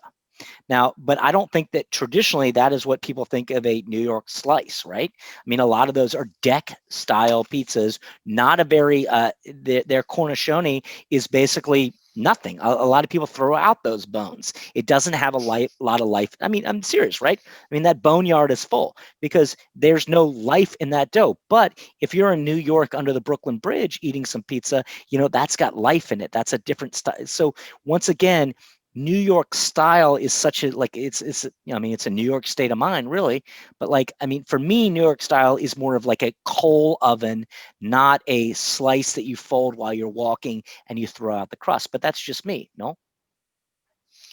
Yeah, for me, a New York pizza, I mean, I like the old coal-fired ones. For me, that's more like a New Haven style pizza or a super old school New York pizza. For me, a New York pizza is a deck oven pizza, all Trump's flour, 58 to 60% hydration. You So you all fold Trumps is it. super strong, right? And that's going to be a little bit more chewy. You pick it up, you crunch it up, and then when you get to the crust, you're like, it's like beef jerky. It's like Pretty it's much like beef jerky. yeah, it's a crust jerky, Yeah. which I'm not a huge fan of. I Did don't we like. answer that question, Justin? I think so. I think so. Good. Thanks, Spence. Thank Thanks, you, Spencer. Spence. All right. So, all right, Johnny, no sweat, dude. You come back anytime. All right. So, what I'd like to do is our buddy David Jacobs. Yeah, and I thought for one, I thought you knew me. I thought you'd make me a co-host, but I can't bring anybody on. So bring our friend. Ha ha Bring ha our. ha. Yeah, you Justin, what revoking do my we? privileges? No, no, no, Now I'll no, jump no. off. You can handle this Dude, we yourself. we're winging this one. You're not even I a think co-host. D Jacobs wants to jump on. Let's have him jump We on. got Let's have some him jump on. friends. You're a co-host. Let's have him. David, let me bring on our friend. I might have to excuse myself for just a moment. Yeah. Where did it go? I'm trying to do it now. Sorry about And then this. we have Josh waiting in the wings. So Yeah, Josh, and after I David, we're told gonna be bringing you on. Tony we got a couple people here that we're gonna. All right, Good. Diggs is jumping on, and I'll be right back. Yep. Good. So Diggs has got some questions. Our good friend David Jacobs, ladies and germs. Diggs. David, this is Hi. way better. I hate the way Justin asks questions.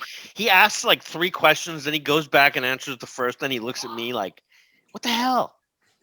Ask me a question that I can answer, please, David. Don't make me look like a dumbass. I'm just looking. I'm really enjoying, practicing, iterating on these recipes. I'm looking to figure out sort of more precisely how I can measure like the gluten development and the gluten strength. Right now, it's very loose the first time, little tighter the second time, and the third time, I can know. And I'm like, Lev, come tight. You know what I mean? Like I call my son over, just say, this is how it should feel. This is how it should feel. Yeah, yeah. But the same way, like with the DDT, it's very satisfying. I'm aiming for a number. I put the Thermapen in. I get the number. Yes, yes. What is the Thermapen for gluten development? Like, how can I like very precisely measure it? You're asking an impossible question. Because here's the thing, it's all very subjective, right? So I guess I'm going to answer it two ways. There's the traditional level of gluten development. So for New York pizza, on a scale of 1 to 10, it's a 10. For Neapolitan pizza, on a scale of 1 to 10, it's a 10. For baguettes, right, and artisan breads, it's not a 10. It's a 5 or a 6 or a 7 or it's an 8. Almost never a 10. So depending on what you're going for, you got to look at the tradition, right? Once you understand what a New York pizza feels like, right? Super strong, not extensible. Once you understand what a Neapolitan feels like, super strong, but also pretty extensible because of that 00 flour. Once you understand what a baguette, right, is supposed to look and feel like all the way through the process, then you can kind of go back and like calibrate your own personal gluten thermometer. I don't know what you'd call it. I mean, they do have these very expensive machines that test the strength of dough, I thought right? that they checked the pH balance and stuff. Yeah, No, is it God, different thing? Justin, I'm gonna mute you. Don't you dare. Yes, they do check the pH balance, but that's not what we're talking about. Okay. See what he does? See what he does? He just throws in random Hey, information. come on. Are you kidding Justin, me? you're lucky you're handsome. All right, you're lucky you're handsome. I get that all the time. Are you kidding me? So David, I used to answer this question this way, and I'll just bring it out. When I was a kid and I had my first girlfriend, I would say to my older friend, "How do you know if you're in love?" You'd be like, "No, no. Don't worry about being in love. Just try to like get to first base. All right, have fun. Jesus. Don't think about the big picture. All right, no, but really." Don't think about the. I know, David, you're a big picture guy. You've taken a lot of my classes. You're a super smart guy. I get it. So once you get around the bases once and you have a better understanding of how it all works, then I'm going to actually go back to what Justin says. You have to decide what a 10 is, what a 9 is, what an 8 is, what a 7 is, right? And for me, the only references is going to be the New York, the Neapolitan, and let's say the Roman, or maybe a baguette or a ciabatta, right? Otherwise, what are we talking? What's our language? How do we communicate? Yeah, no, but definitely. We don't have the space for the uni right now, so it's like a New York style because it's an indoor oven, lower temperature, but on broil. Yeah, and so that makes sense. Very strong. And it's funny that you're saying that like the sort of the baguette, but I would say also like a sourdough, like a small bowl. I've noticed that it does do well with less gluten development, but Oh yeah. I didn't put it together until you said it, but that makes perfect sense. Yeah. It really, and then, going back to what Justin says, it really, Yeah. once you get around the bases, right? Sorry for Yeah. that crude reference. Once you get around the bases, then Gross. you can talk make to bake. Then you can talk make to bake. Then you can be like, all right, I know we're all adults here. This is gonna be a one night stand, or this is gonna be my wife. Me right? too, pizza. Come on, dude. Stop it. Stop. No, but also like, come on. Like I have a woman I'm working with right now, right? It's not sexual. We're just having a discussion about PR. We can't even get to first base because we're not on the same terms. We don't communicate. We call that vocabulary. If you don't have the same vocabulary, how Yeah. can you communicate? So David, what I'm trying to do with all of my students, including you, and you're a pretty advanced student, is that I'm trying to give you this vocabulary of different kinds of bread and pizza, so you can look back and be like, all right, hold on, this boule here is like a whole nother thing, right? It might be the same hydration as a pizza recipe that I did, but you're looking at performance and you're looking at a whole nother array of circumstances, right? So yeah, less is with artisan bread, not pizza, but with artisan bread where you're not stretching it out super thin, less is almost always more when it comes to gluten development, right? You're preserving flavor, color, and aroma. I know I'm a broken record if you don't overdevelop your dough. Got it. Yeah, Plus, let's remember, with a boule or any kind of artisan bread, the window is maybe 4 hours to 6 hours in between the time you mix it and the time you bake it. It's not if you overdevelop your gluten in that time, if you overheat your dough or underdo your dough, you come out at, what was Justin saying, 68 degrees, you're never going to get there. All right. The promised land is not going to be had by you. So I like to insert the whole thing about bread into the pizza world because it's so much harder to make great bread than to make great pizza because you have like 4 to 6 hours. All right. It's not forgiving. You can't be like, all right, we'll use that the next day. No. You got an order of 60 baguettes. You need 60 baguettes, not tomorrow. Right.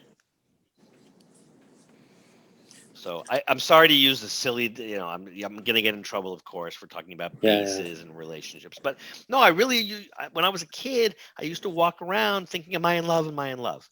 It turns out I wasn't in love, actually, and I shouldn't have even been thinking about it because if I would have been in love, I wouldn't have even known. If I would have found the perfect woman for me, I wouldn't have known because I hadn't been around the bases. My grandfather used to say, play the field. Okay, I'm getting in trouble now because play the field. You can't say that anymore. Right? What do you know about love, Noel? You're 14. David, what do you know about gluten development? You've been making pizza for 6 months. That's not true. I know you've been hanging out with Adam Kuban for a long time. You probably know quite a bit, right? Yeah. I've been practicing. I mean, not well, but for a while, for sure. Yeah, some things just take time. Learning dough feel is the hardest thing to teach someone, especially from 3,000 miles away. Over Zoom. Yeah. Yeah, so I'm trying to think, like, I remember when I was learning to make Neapolitan pizza, and Roberto from Ceste in New York was trying to teach me, and he would say, feel the dough, feel the dough. I didn't feel the dough, honestly, till 3 months later, when I was on the line one night, and I finally got through with the crappy dough that I'd been dealt with, that I was dealing with for the first half of service, and I got the really good dough about halfway through. When I got that first dough ball, I was like, this is what he means. This dough feels so good, Well, that's what we always talk about is listen to the doji dough. What is the dough telling you? Listen to the dough. We have a little give and take with our doji dough. We love it. We nurture it. Tell it it's going to grow up, be big and strong. It's going to be a beautiful pizza, and then we eat it. Beautiful. Hey, Justin, let's do this. Let's see if Josh is around. I want to bring Thank Josh you. on, my buddy. Yeah, sure, Dave. Good to see you, buddy. Stick around. Nice to see you. Let's see if Josh is around. Guys, Josh is somebody I've known since I worked at Bestia in Los Angeles. Hello, Josh. Hey, guys. How's it going? Good. So welcome to our little Zoom extravaganza. Dr. Hernandez. Yes, good to see you. I wanted to bring Josh on because Josh is a pizza chef. Can I call you a pizza chef? What do you call yourself? Pizza guy? I'm a chef that's focused on pizza right now. There you go. Technically, you're an executive chef, right? Technically? Yes. And technically, you run, 4 restaurants? Yes. Yes. But you love pizza. Yeah. And you make most of your time. Yeah. So our main restaurant is full menu, and we also have pizza. And and that's in Tampa. After like 3 years of doing that and running that kitchen, we decided to spin our pizza off into a food hall here in Tampa, and it was total gangbusters. Just 700-800 pizzas a day for a year without stopping. One a Kunto. Wood-fired oven. What's that? Some people don't know what an Akunto is. It's a wood-fired oven. Oh yeah, wood-fired oven. And since that one, we've done 2 more. So Beautiful. One in Charlotte, North Carolina, another one in Lakeland here in Florida. Beautiful. And let me ask you a few questions for people who don't know you. How long have you been making pizza? Rapid fire. How many years? Close to 10, I guess. Close to 10. Well, where was the first place you made pizza professionally? Professionally, not counting like family meal at short order. Not counting family meal at short order. Was with Ori, yeah. Ori at Bestia. So your first job making pizza was at Bestia, one of LA's best restaurants, and that was a Neapolitan pizza, right? Yes. Now you were on the line. I remember that we worked. We didn't work together. I worked before you, and then you came on. Yeah. Did you also make the dough there? Yeah. You did make the dough there. Great. So, guys, the reason I'm asking him these questions is that he's somebody who has not really been making pizza for that long, but you fell into it hardcore, right? And Ori was doing a sourdough, a Neapolitan. Yeah. High hydration. Yeah. Mixing flours. Long fermentation. Right? Yes. And that guy's probably got one of the best palates in the business, period, right? Yeah, absolutely. Time, texture, mouthfeel, flavors, salt, acid, fat, you name it. He nails it all, right? Yeah. So yeah, absolutely. Where do you go from there? Like what kind of pizza you making these days? What are you looking to be doing? So quick fire, 30-second answer. Well, I left Bestia to open Ava here in Tampa. Similar concept. Obviously, I had to going from LA to Florida, had to change the recipe, change the procedure, change everything. Yeah. Hydration changed. Even the flour that I was using for the starter changed. But it's kind of taking what I learned from him and springboarding to make it work in the environment where I am now, and then taking that and adapting it to the additional locations, including in North Carolina. It turns out it's a bit different making pizza in the Piedmonts than it is in swampy Tampa, Florida. So, Awesome. Let me ask you a question. Did you hear what the question that David was asking about knowing and understanding and developing a feel for gluten development? Yeah. How long does that take? What are you laughing? It's a serious question. it takes a while, you know. I mean, a lot of it even, you know, it's not even the dough. It's like looking at your starter, and it's just after you've done it 10,000 times, you can, you know, tilt the camera and look into the starter and say like, Yeah. that's ready or it's not ready, you know. Right. And it's the same with dough. Like you know, I've been listening along, you know, the whole thing. Like you know, there was a question earlier about it, you know, like undermixed dough and overmixed dough and what are the effects and all that. And like I can go and look into the spiral mixer and say like that dough has been mixing for too long. It's too shiny. You know what I mean? Mm-hmm. And that's just something that, you know, comes with time, and that applies to like how the dough feels in your hands too when you're messing with it. So Sure. you know, it's just time, I think, you know. Yeah. Like with anything. I mean, I feel like I'm still learning, you know. Right. Me too. Still learning.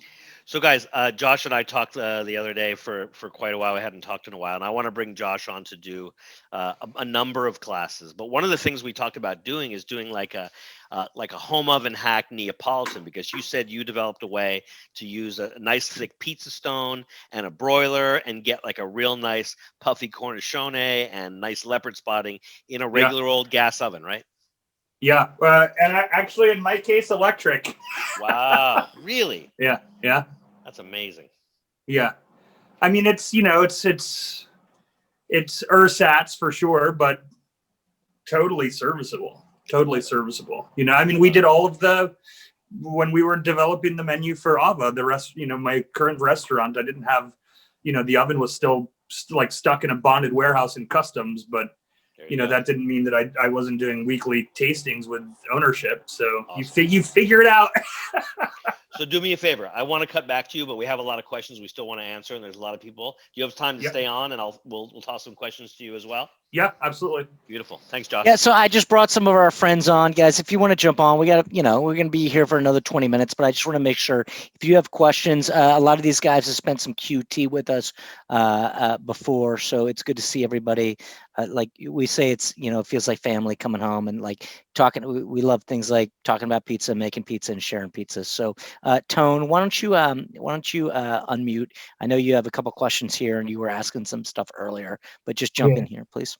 Yeah, I guess you kind of helped with a bit of the question. I guess when it comes to like the undermixing or the problems that I seem to be having is more so it seems like the dough isn't fermenting enough. Like even after a couple days. Absolutely. Perfect. When I'm bringing it out after like 24, 48 hours of balled, it kind of seems like it's kind of flattened to a pancake and doesn't have a lot of air on it.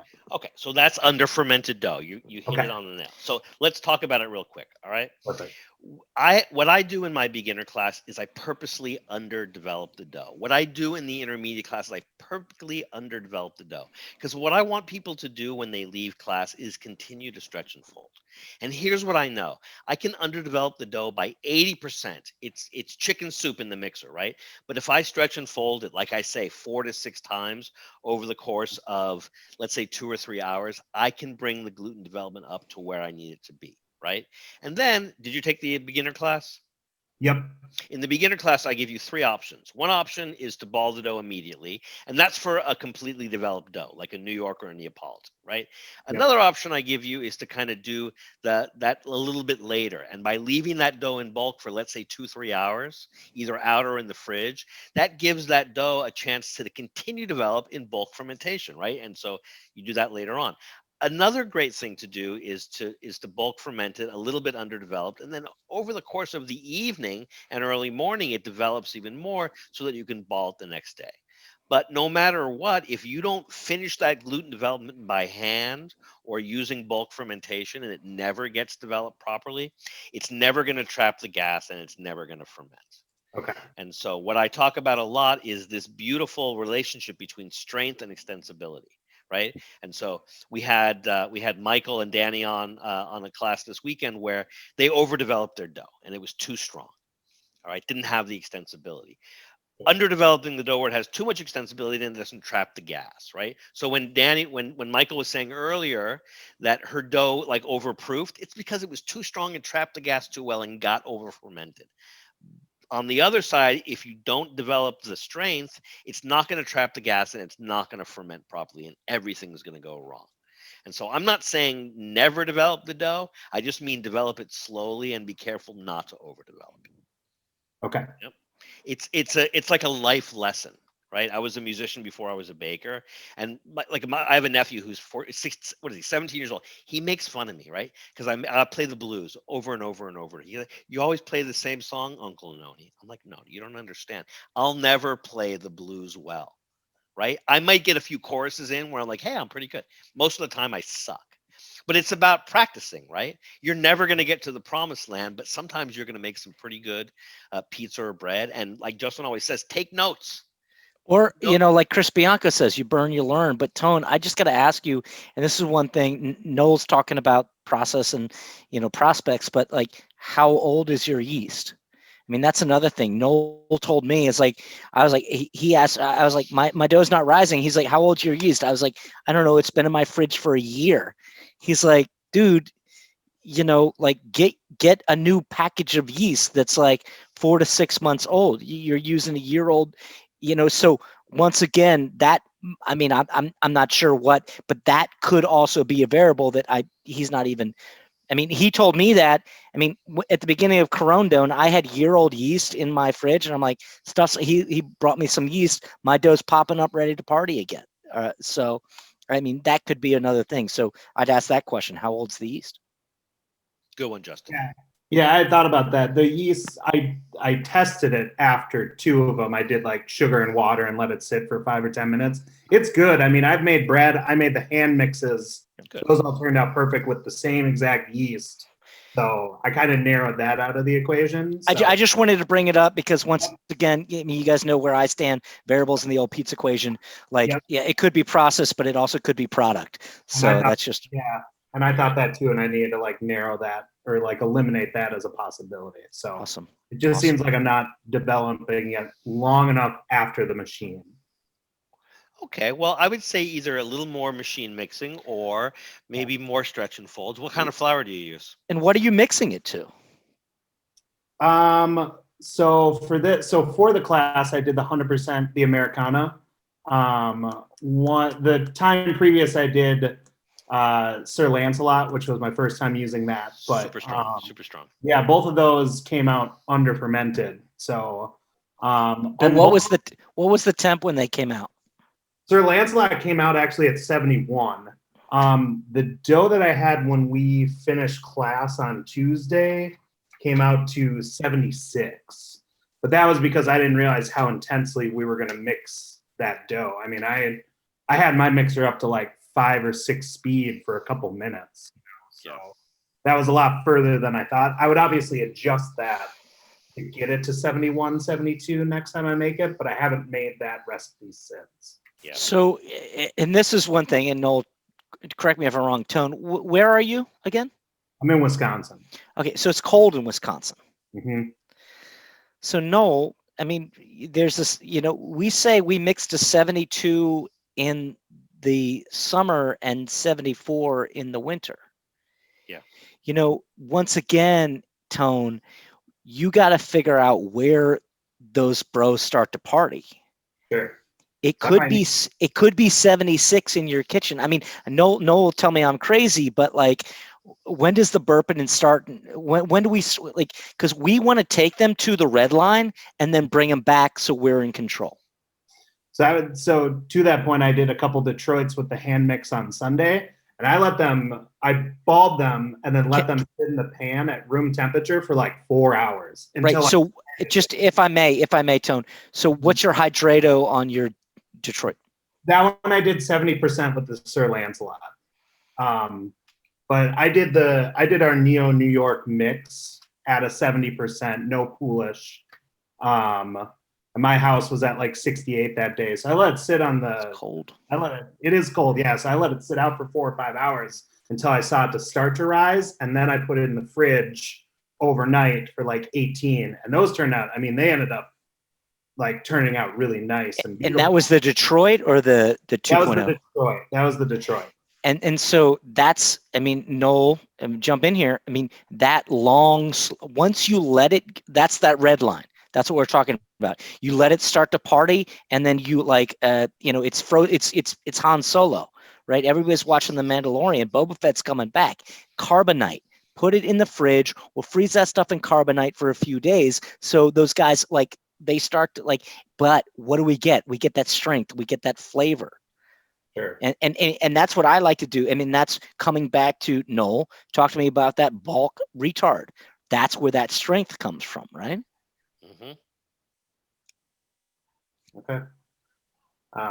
Yeah. So I guess I probably, because it's so cold where I am, I might want to see the dough start to get some action before I bring it to the. I don't actually think that's the main issue. I think that you need to just learn to develop the gluten better, and you want to David asked an important question. How do you know when you're at 70% or 80% or 90%? You got to develop that hand feel.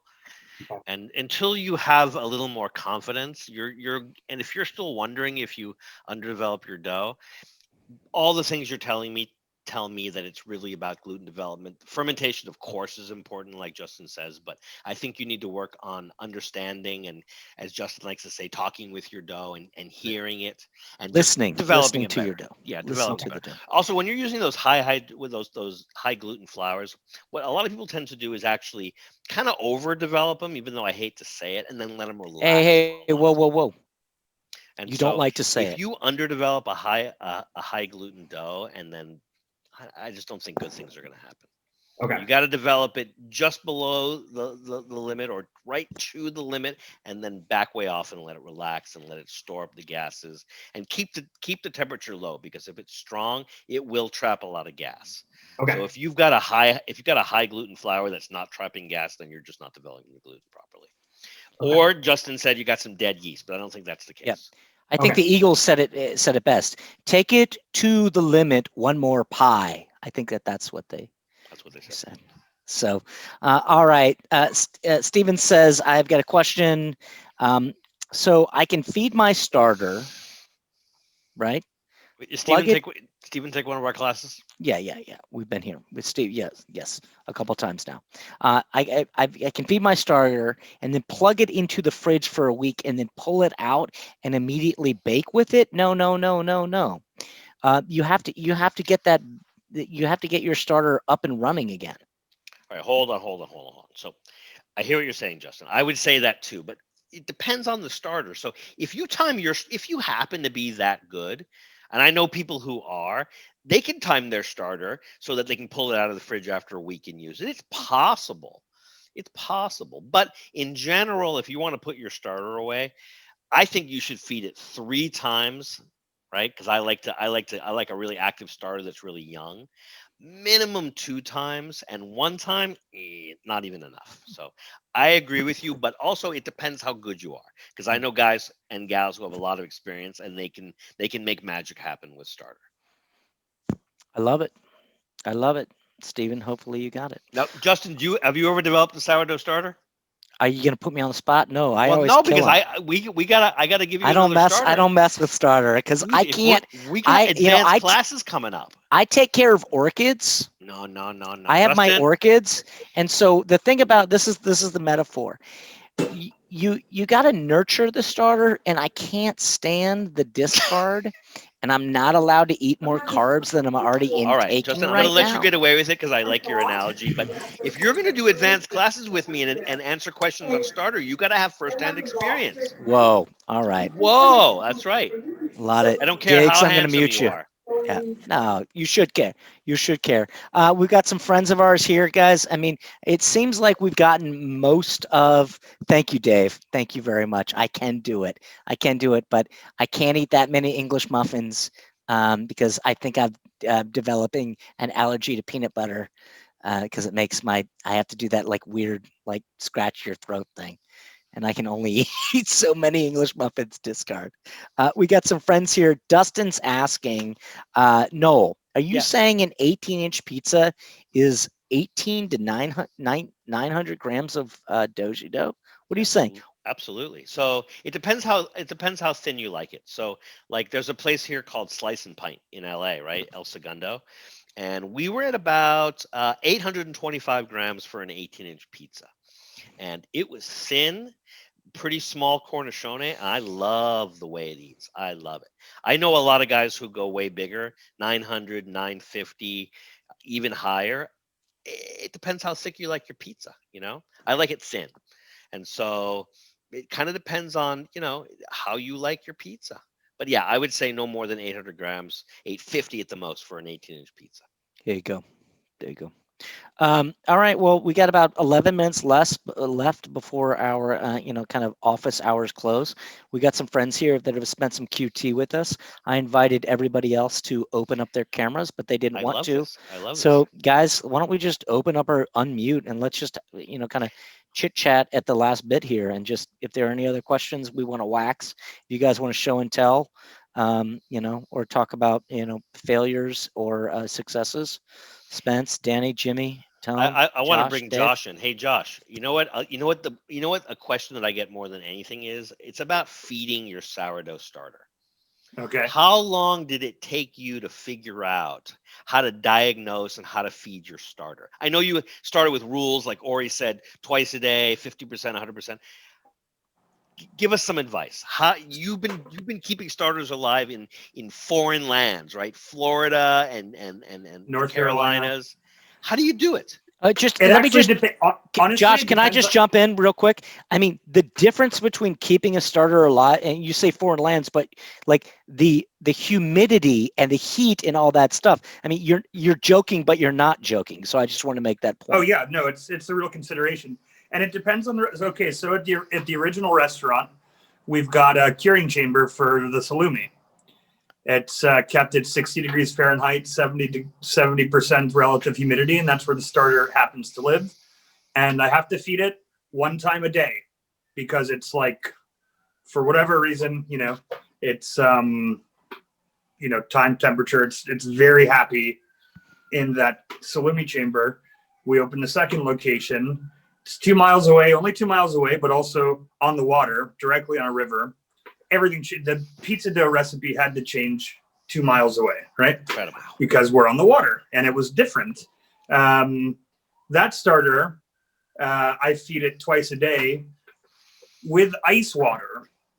If you can, with ice water, to keep myself from having to feed it 4 to 6 times a day. I noticed because the starter that I keep is still from Ori. Ori gave me like a chunk of starter when I left Bestia, and I noticed that it grows. I mean, my starter, like all other things being equal in Florida, will double in 90 minutes here. If you don't use cold water. If I don't use cold water, yeah. So to me, it's like anything else. It's you take a look at what is the situation. Okay, the starter is doubling out of control, and we're having to feed it 6 times a day. Well, let's try ice water. And and obviously, like going to Charlotte, that whole thing changed. And I was in Charlotte for COVID when production levels just went like, when I say COVID, I mean like the stay-at-home order. When we were doing carry-out only, and I didn't mix pizza dough for weeks, which was kind of fun for separate reasons, seeing how long we could push the dough. But, then I was like doing a lot more work with refrigerated starter and pulling it out and, letting it bounce back up, feeding it, letting it double, then going to town mixing. But I think for me, for a starter, it's whatever conditions you can set up that result in that starter being at maximum capacity, like at the top of its cycle when you're ready to mix, Yeah. And then, or feed, either or, mix or feed. And then, everything else from there is just being observational and writing things down and paying attention, Good. So seems like a lot of make to bake schedule, Noel, if you know what I'm.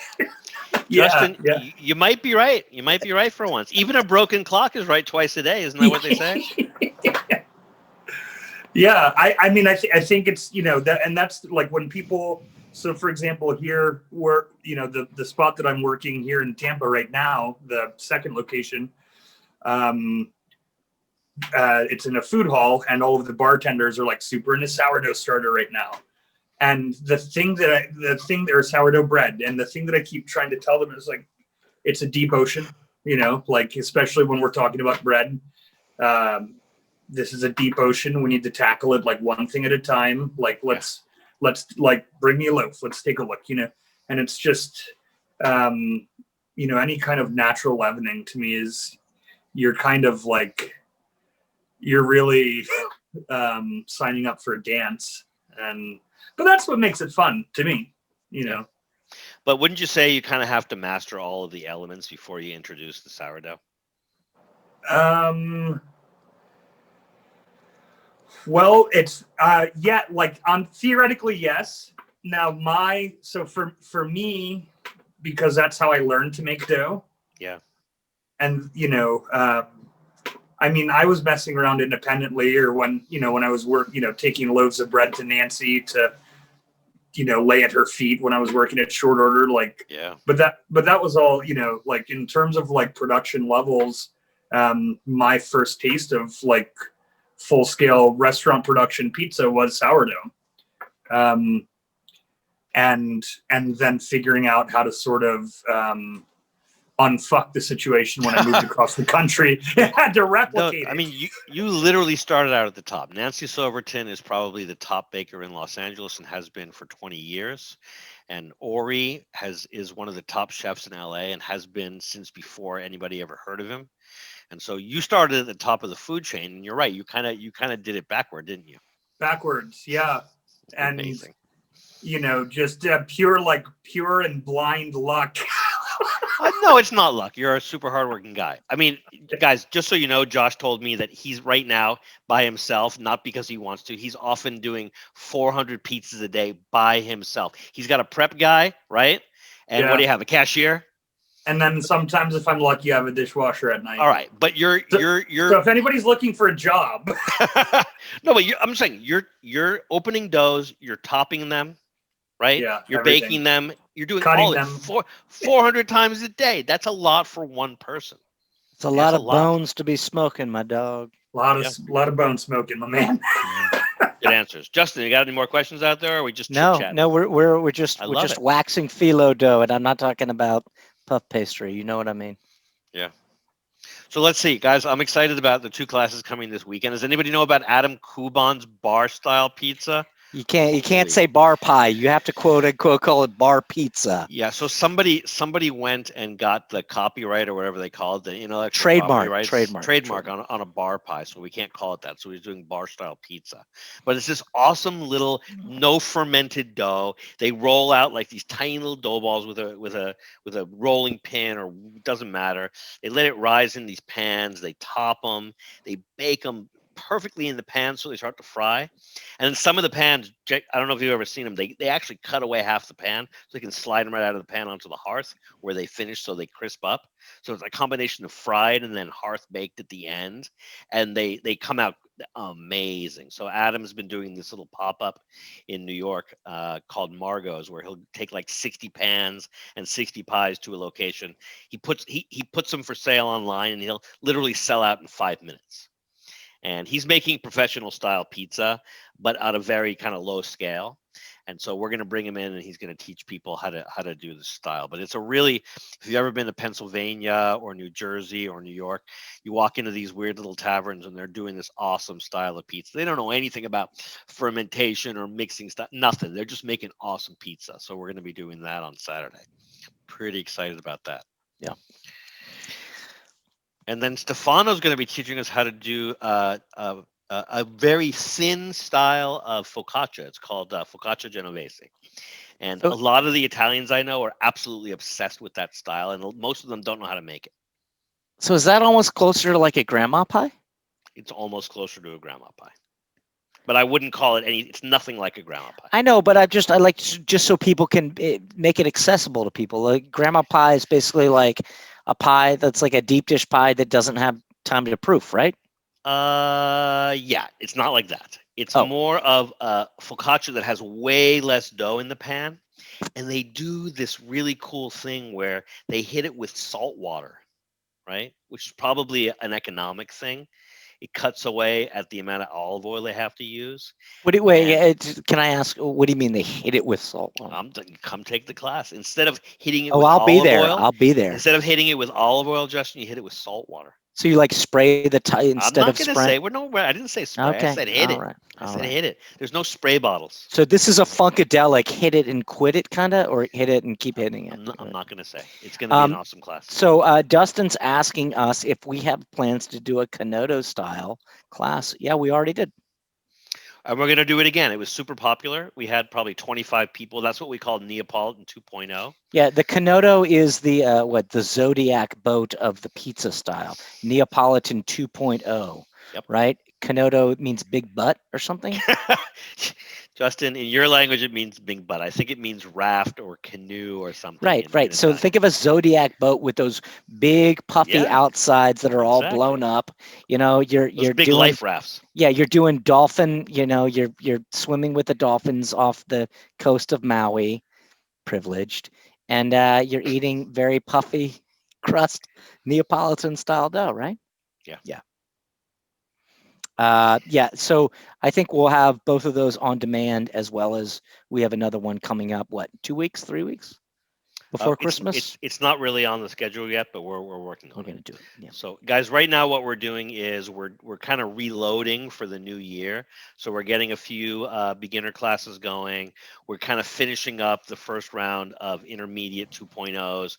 We're launching a lot of the more advanced 2.0s, and then starting at the beginning of the year, we're going to have probably a full schedule by mid January of the whole range of live classes, and we're going to be kind of like working on probably workshopping, which is kind of what we do. We're going to bring back the New York 2.0. We're going to bring back the ciabatta class. We're going to bring back the focaccia class again. We're going to bring back Adam's class with the bar style pizzas. I find that, and Justin, what do you think? I feel like you do a class once, you're like, oh, that's pretty good. You do it again, you like kind of get your sea legs, and you kind of got to do it a few times till you get like in a groove, Also, I mean, the reality is I just want to keep making pizza with people. I mean, like that's the reality of the situation. I mean, absolutely. The more we can just keep making pies together, it'll keep us sane. It's good to have a little purpose these days. I don't know if anybody else is feeling that. So little purpose is good. I don't think Josh is having any problems with 400 pizzas a day, but if you're depends on how you define problem. Yeah. So Josh, what else do you think we're going to do besides the home hack Neapolitan under the broiler? Any ideas? Well, we could talk about a lot of stuff. We could talk about sauce. We can, we could talk sausage even. We could talk sausage. We could talk sausage for sure. Are you guys doing all your own charcuterie there? Yeah, for the most part. So the pizzerias all use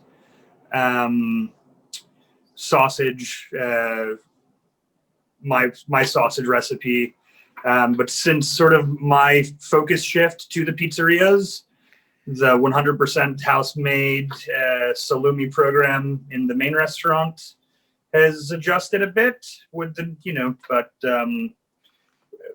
for the stuff that matters. Yeah, we're making it. Awesome. So, yeah. All right. Well, we'll do some brainstorming. I think we'll do that Neapolitan class first and see how it goes, and then we'll kind of take it from there. I would love it if I know we were talking about this. You guys are so busy, it probably won't happen, but I would love it if you could get into a wood-fired oven and we could take some time and see how you open doughs and how you bake them and how you manage your oven, because oven management is something we haven't done yet. And it's such an important thing. We were talking about it the other day, right? Yeah, we could. I mean, we could maybe obviously we have the advantage of me being 3 hours ahead. So maybe like on a Monday or Tuesday night, if you've got enough people that are interested in coming and hanging out later. So. Well, Josh, what I want to do is I'm going to fly into Richmond with Noel, and then we're going to hop in the car, come down, and we'll do the North Carolina, go through south of the border, and drive all the way down to Florida, just eating pizza all the way down. So perfect. Once we get through this corona done, we're going to take a little road trip, dog. So. I'll meet you in Richmond, my man. Yeah. Hey, it's like the Beatles said, baby, you're in Richmond. Right? They say that? Yeah, baby, you're in Richmond 2. I was like, I'm in Richmond 1. I don't know what Richmond 2 is. Yeah, they Anyway, love pizza. A lot of people don't know that. yeah, I mean, dude, it's the White Pizza. It was, what did I say? The White Pizza album. You know, Paul McCartney, I say, do a stretch and fold and let it be. That's fun. Anyway, Spence, I'm gonna open you up because you got the last question, buddy. Spence, why don't you unmute and just give us? This is a good question as we're gonna say our goodbyes. I can't hear you for some reason. Spencer, you're unmuted, but I cannot hear you. Justin, you know what? What are you saying? Oh, Spence is saying no mic. All right, I got you, Spence. I'm going to do it. If you're planning on a 72-hour dough and you only have space to bulk retard for the first 48, would you recommend undermixing the dough because of the gluten development during the bulk? I mean, theoretically, yes. What I would say is, yeah, you definitely don't want to mix to full development. What I would say is instead of under mixing, I would say overhydrate, because you want to be able, you don't want to have an undermixed dough in there. That's really not the answer to anything. So I would always say overhydrated. I'll give you, for instance, I worked for a chef here in LA, and he has this thing where he'd like to keep his dough in an ice cold refrigerator right next to the oven. He liked to pull it out, and he wanted it to be ready within an hour. And when I say ice cold, I mean 33 degrees. And so I walked in there like the day after soft opening, and I got this terrible task of having to figure out how to redo a recipe to manage a dough that had a day of bulk, a day in secondary, all cold fermented, right? Pretty strong flour. And then it needed to be ready in 1 hour after it came out of a 33-degree refrigerator. So the trick there was to dial up the dough from about 65% to 72% hydration. And I got to say, the dough was way better after 2 hours, but it was manageable after. In fact, I could pull it after a half hour and it would still work. So we did basically an improved mix, right? So we did probably 2.5 minutes, 3 minutes on first. We did an auto lease, right? We weren't using any pre-ferments. We did probably maybe 5 minutes on second speed in a spiral mixer, 1 or 2 stretch and folds, probably only 1. Then it went into bulk overnight, right? Not 2. I think 2 is actually too long for most pizzas. And then I understand the space issue. And so I don't know what I would do for that, but I think in general, if you want to stay in the normal range of, let's say, 65% hydration or less, I think 2 days is probably too long. So if you have to go up to 2 days, and I totally get it, I've worked in a lot of small kitchens, then instead of being at 65% hydration, go to 70 or 72, or maybe even instead of under mixing, bring in some 00 flour. Bring in some spelt. Justin loves spelt because it's super extensible. 10%. Beautiful flavor. And so that's where I would go. Don't undermix. Good question. Awesome stuff. Noel, wrap us up. 7 after 7. Let's do it. Well, let me first say thank you to Justin for putting up with me tonight. I didn't give him any direction. Threw him to the wolves. Called him out for not knowing anything about sourdough. But Justin, this year, 2021 is going to be your year for sourdough. You're going to go from an intermediate to an advanced baker, whether it kills us. I'm already dead. You're already dead. I want to thank Justin, first of all, for always reacting with a smile and a joke. We appreciate that. Justin is he's the sugar and cream in my fucking coffee. So thank you, Justin. Thank you all for supporting us. This has been a crazy, crazy, crazy year. And I got through it because I had something to do.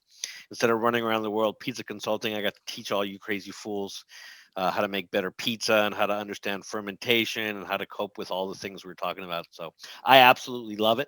I like that there's community. I like that there's people that we didn't know 6 months ago that we feel like we're friendly with now.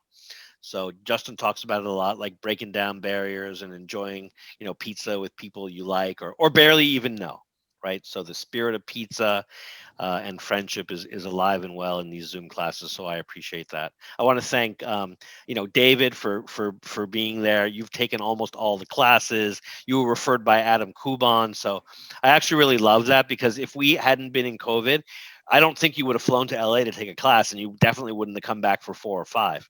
So because of this, I got to meet you, and you've introduced me to some cool people, and you've come back, and I've seen you grow, and a lot of you guys, right? Danny, you've been here for a lot of classes. It's always nice to see you around. I appreciate you guys also posting all kinds of beautiful stuff and sharing what you do. My whole Instagram game has changed entirely because you guys are posting such beautiful pictures, and I'm still friends with a lot of the chefs that I'm working for, but we don't see each other. And they always say the same thing: God damn, those pictures are good. I can't believe your students are making that pizza, which is really a testament to what we're really doing here, right? Because if it didn't work, I wouldn't be able to post the beautiful shots you guys are taking. So thank you. And thank you to Josh for showing up in my life a week ago. Hopefully we can make beautiful music together. Josh also is a former musician. Are you a bass player or a cellist? I went to college for viola. Viola. Strike 1, 2, and 3. He's a violist. Easy. Easy. What do you play? What's your saxophone, piano, percussion. Okay. Right now I have an old Fender Rhodes electric piano in my apartment, and a couple of sets of bongos. It's beautiful. I've got a drum set you can bang on if you ever come to Florida. I'll bang on anything I can. Thank you. Justin? We got to take over south of the border. We're going to create the best pizza out of that place. Instead of Pepe, it's going to be like pizza. I tell you, ladies and germs and ladies, cats and dogs, children of all ages, you know the deal. A bunch of dough dorks and pizza geeks. We love this stuff. We love spending QT with people that we give a shit about. We love talking about pizza. We love making pizza, but even more so, we love sharing pizza. This is what it is. We're going to get through this. Please stay safe, stay strong, be long with one another. The opposite of being short, because the reality is we all belong here together. And as you know that we love to say, we don't get into the politics of it, but pizza always, even pineapple, and always pizza. Thank you, my friends, with love. All right. Thank you, everybody. Pieces, everybody. We'll see you at class. You can hit Noel up. We're all. Don't hit me up. We're doing these from now on. No more emails. We're all on the face space. Noel's on Facebook. Oh, don't hit me up on Facebook. I don't know how to use any of the buttons. We need friends. If you had fun, tell your friends. If you didn't, just tell your enemies. Beautiful. Hey, Josh, stick around for a sec, would you? Thank you, guys. Dave, Spence, Jimmy. It's great to spend some QT. Bye, guys. Thanks for hanging out with us. Thank you guys so much. Spencer, get a microphone next time. Spence. Yeah, he will. He will. Jimmy, good to see you, bud. Thanks for hanging. Good thing Justin speaks sign language.